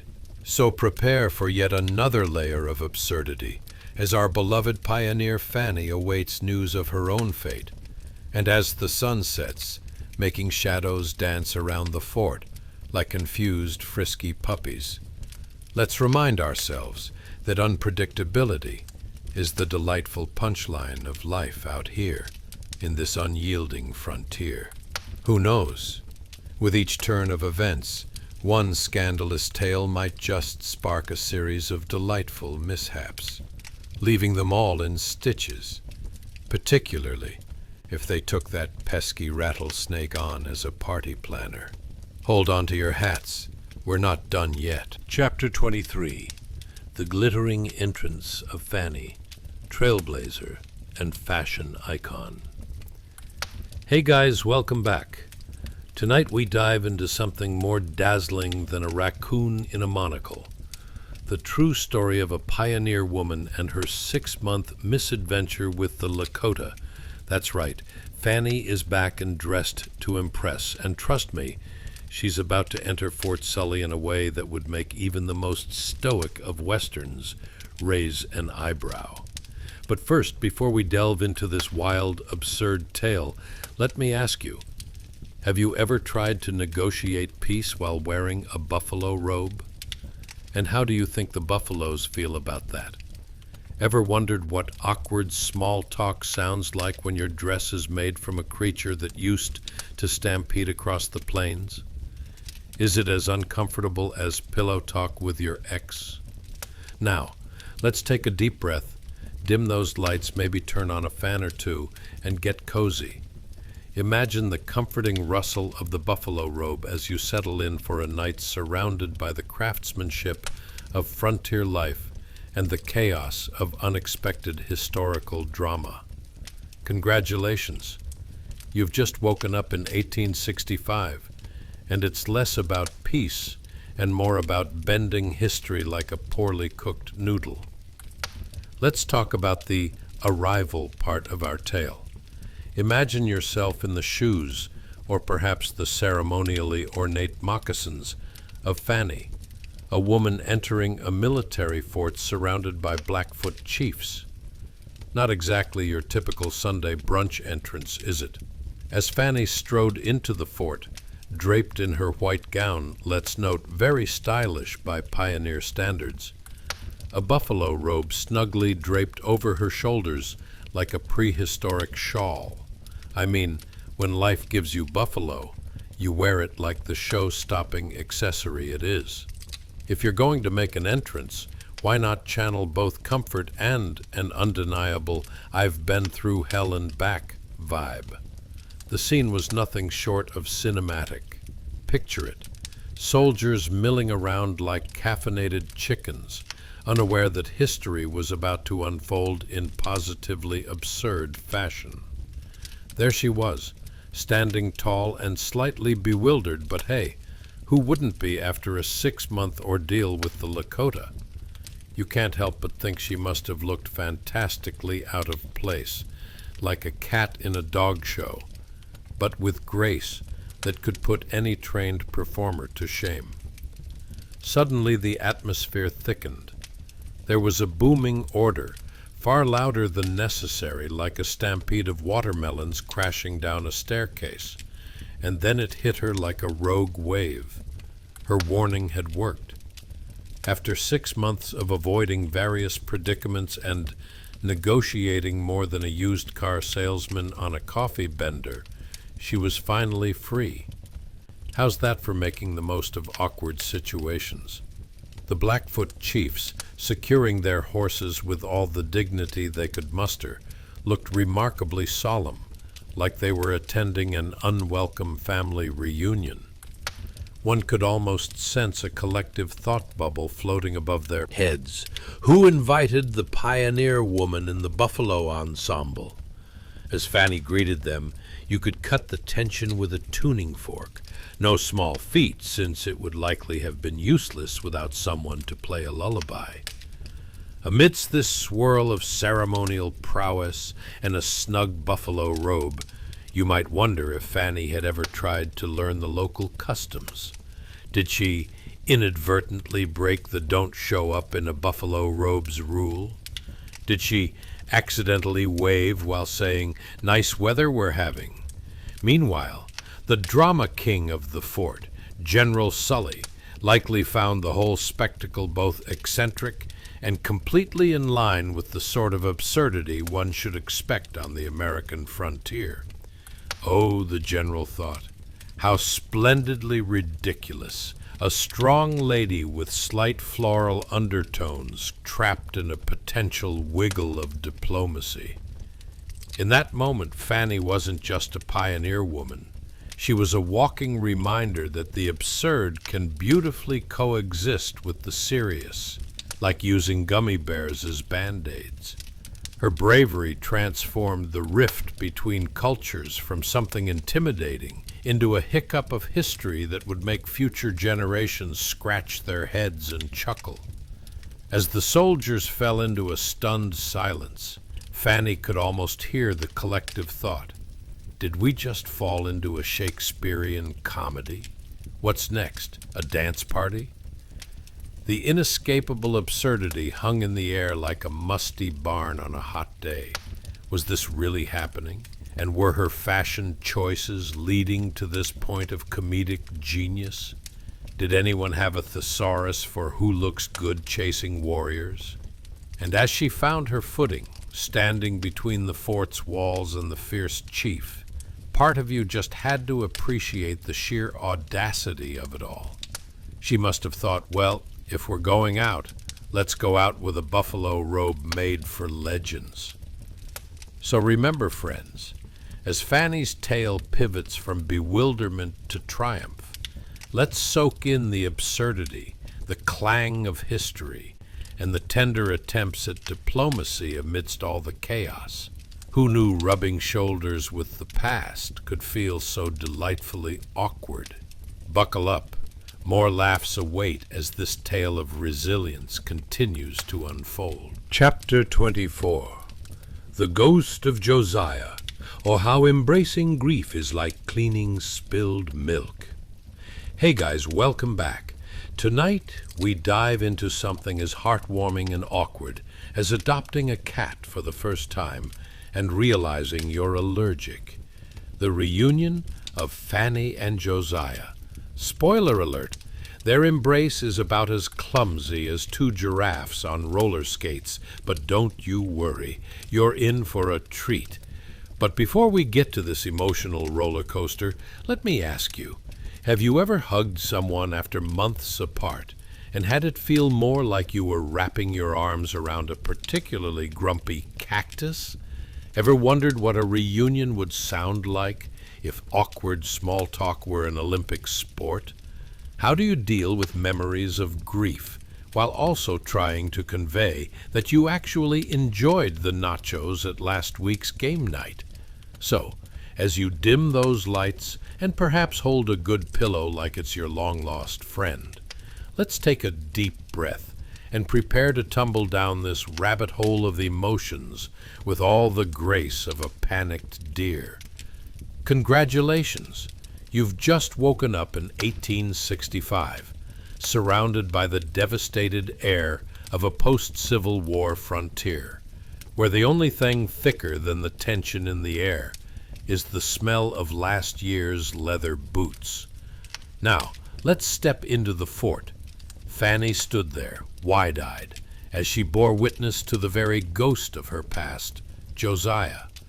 It was as if a time machine had malfunctioned, spewing out all the complicated emotions one could pack into an embrace. You see, Josiah had aged like a fine sourdough bread, certainly still alive, but definitely marked by the pressures of time.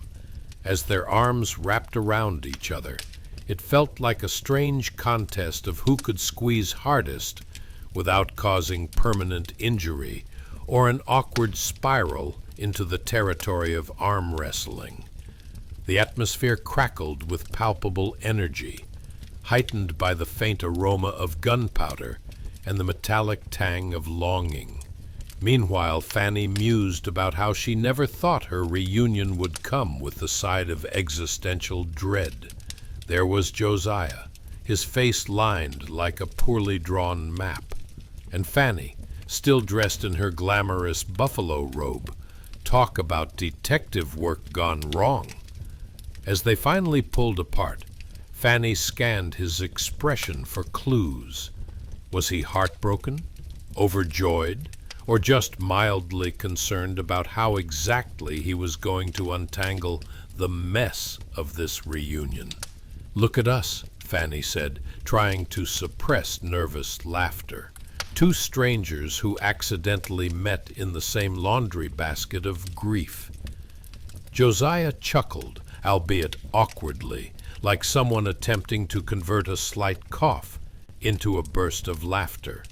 Yet, in that moment, more profound than a burrito the day after Taco Tuesday, they both seemed to exist somewhere beyond the chaos of their realities.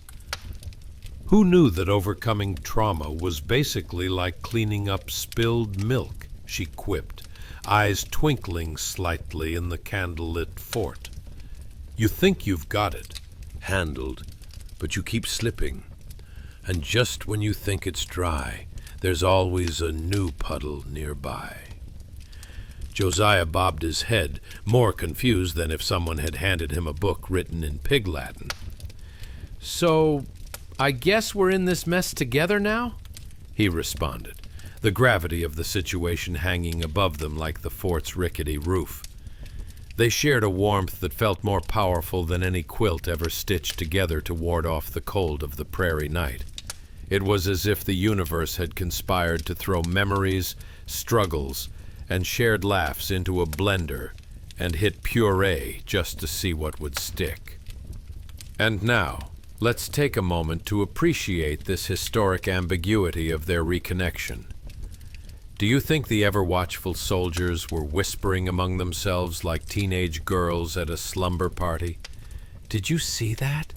It's like a soap opera, but with added buffalo robes and emotional baggage. You can bet your last dry biscuit they were trying to figure out who to root for in this made-for-television drama. Okay, so what's next? Fanny finally broke the silence like a galloping horse through a garden party. It was almost comical, as they both stood there swaying in unison like two pendulums of grief and hope. In that very moment, you couldn't help but relate, because honestly, haven't we all found ourselves standing in a fort with no plan at some point? Who among us hasn't awkwardly reconnected with an old friend in a way that made you question the existence of good fortune and personal hygiene at the same time? Josiah scratched his chin, a gesture that reminded you of a raccoon deep in thought, contemplating his next snack. How about we start with remembering where we put that nacho platter?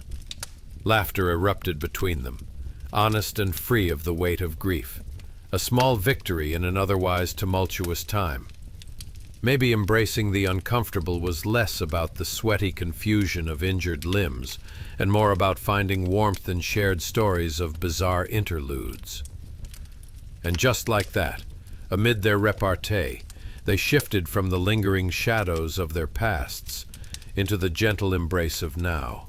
Fanny and Josiah, two figures forged by trauma, yet willing to navigate the unpredictable waters of their newly reunited lives with laughter as their buoy. So, as you settle deeper into the warmth of your own historical aqueducts, remember this little escapade, that sometimes the messiest reunions can remind us of just how deliciously absurd life can be. Here's to more laughter than pain, as we continue to unravel the wands and wails of our historical tale. Buckle up. This ride's just getting started. Chapter 25. Fanny Kelly, the reluctant adventurer of the Dakota Plains. Hey guys, welcome back. Tonight we're diving into something as thrilling as discovering your favorite pajamas on laundry day. Fanny Kelly's 6-month goat rodeo, odyssey, through the Dakota Territory. You might want to grab a pillow. Here's a chance to snuggle up and escape the Mondays of today by trotting through history's absurdities. But before we go racing across the plains like a prairie chicken on caffeine, let's ponder. Have you ever awkwardly waved at someone only to realize you've been holding a hot cup of coffee? Or felt like you were packing for a trip only to remember your last vacation was an ill-fated camping adventure where you forgot the tent? As we sip this cup of history steeped in peculiarities, just imagine Fanny, that lovely 19-year-old pioneer, staring down the endless horizon and wondering if she packed enough socks for impending adventures. So dim those lights, swirl any lingering thoughts away like a bowl of old oatmeal, and let's hop aboard the covered wagon. You just woke up in 1865. And good luck figuring out what on earth you're doing in the Dakota Territory. Now, picture yourself on the great flat expanse known as the Dakota Plains. A land so vast and empty, it's like Mother Nature decided to save on furniture. Fanny Kelly stood there, the sun beaming down like a spotlight for a performance that was about to go awry. She was bright-eyed and bushy-tailed, a classic combination of hope and naivety, reminiscent of someone planning a taco night with only one sad tomato to work with. There she was, a gleaming new pioneer with dreams of Idaho fluttering like dandelion seeds across the wide-open sky. Fanny's covered wagon was no palace on wheels, doting homemade curtains that would do a bank heist's worth of good in any craft store. In fact, her thou shall not pass bedroom was rather like an upscale dumpster, and those upholstery choices might have found their way there. Every bump in the road sent her tumble-drying her hopes and dreams like tumbleweeds rolling off the prairie. It was the kind of journey that would redefine the term road trip, where the roads were just suggestions, and the back seat was somewhere under piles of blankets and questionable rations. Let's talk about the smells. Oh, the smells! As Fanny jolted along in her wagon, the air was a mix of wildflowers, horse sweat, and a hint of burned bacon from the neighbor's wagon. Thanks, but no thanks. Imagine a world devoid of air fresheners, a time when roadside burger joints were merely wishful thinking. The only thing remotely appetizing would be what you could smuggle from your neighbor's biscuit barrel, and the bartering skills of a pioneer woman were second to none. I'll trade you 2 jugfuls of mystery jam for that last sad biscuit. Fair deal? As Fanny gazed out into the horizon, you could almost hear her inner voice wailing, "Where in the name of all things holy is Idaho?" Because clearly she wasn't in a hurry to discover that the distance between her dreams and actual reality was akin to expecting your online shopping to show up today when it hasn't even shipped yet. Spoiler alert. It was a long journey. And Idaho, well, let's just say it was still playing hard to get. Day after day, Fanny rode along with her troop of fellow travelers, their antics reminiscent of a bizarre mix of a family reunion and a circus gone rogue. There would be raucous debates trying to guess the pamphlet author on how to make a perfect saddle for your horse, all while perilous clouds loomed overhead, as ominous as a bad haircut on prom night. Just when things seemed predictable, cue the arrival of the Lakota. Yes, folks, enter stage left with all the fanfare of a surprise plot twist that no one saw coming. Now, let's pause to consider this. Have you ever been halfway through a movie when suddenly everyone starts screaming at the screen? That was Fanny's welcome into the unexpected world of the Lakota, and let's just say her plans for a serene Idaho getaway felt a tad watered down. White settlers and Native Americans were not poised for a happy brunch chat. This was more like an awkward family Thanksgiving dinner with history's most dysfunctional relatives. But Fanny, with her plucky attitude, soon discovered that perhaps her most valuable resource was the interplay of her sharp wit and quick thinking, much like navigating an office party where you don't know anyone but must pretend you're a seasoned veteran in small talk. Picture Fanny now, navigating the wilds of the Dakotas, her inner monologue sounding like a sitcom waiting to happen. Do we form a friendship? Do I try to negotiate? Or do I stick to my tried and true method of offering baked goods, hoping they recognize my baking prowess? So, she gave it a go, like a kid's first attempt at bicycle riding, feeling slightly terrified, but also wildly optimistic, hoping for a basketful of treats to carry them into friendship.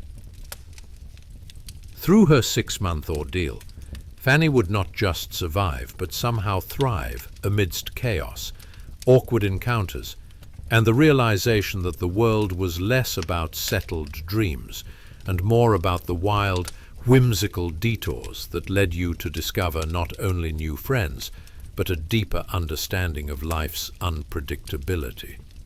So, brace yourself.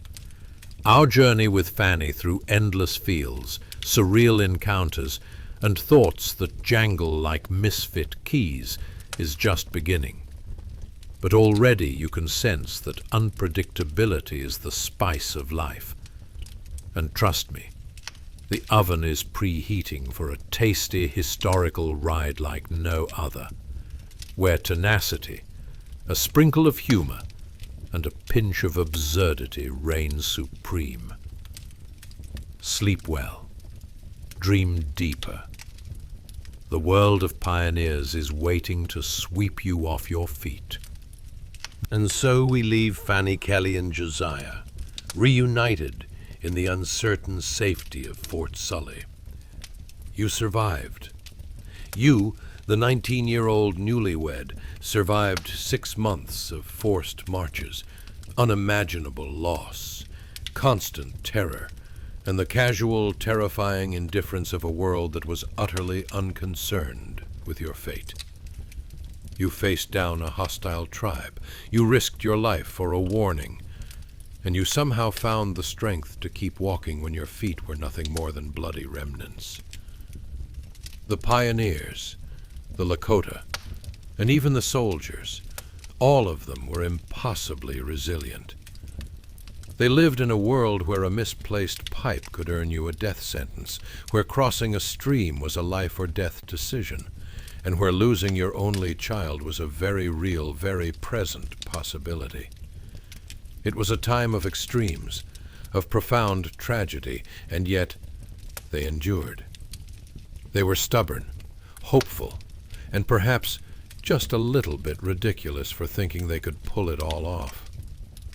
So tonight, as you find your perfect pillow, as you tuck yourself into a bed with clean, soft sheets, and as you revel in the simple, amazing fact that your only concern is the alarm clock, maybe whisper a quiet thank you to the Fanny Kellys of the world.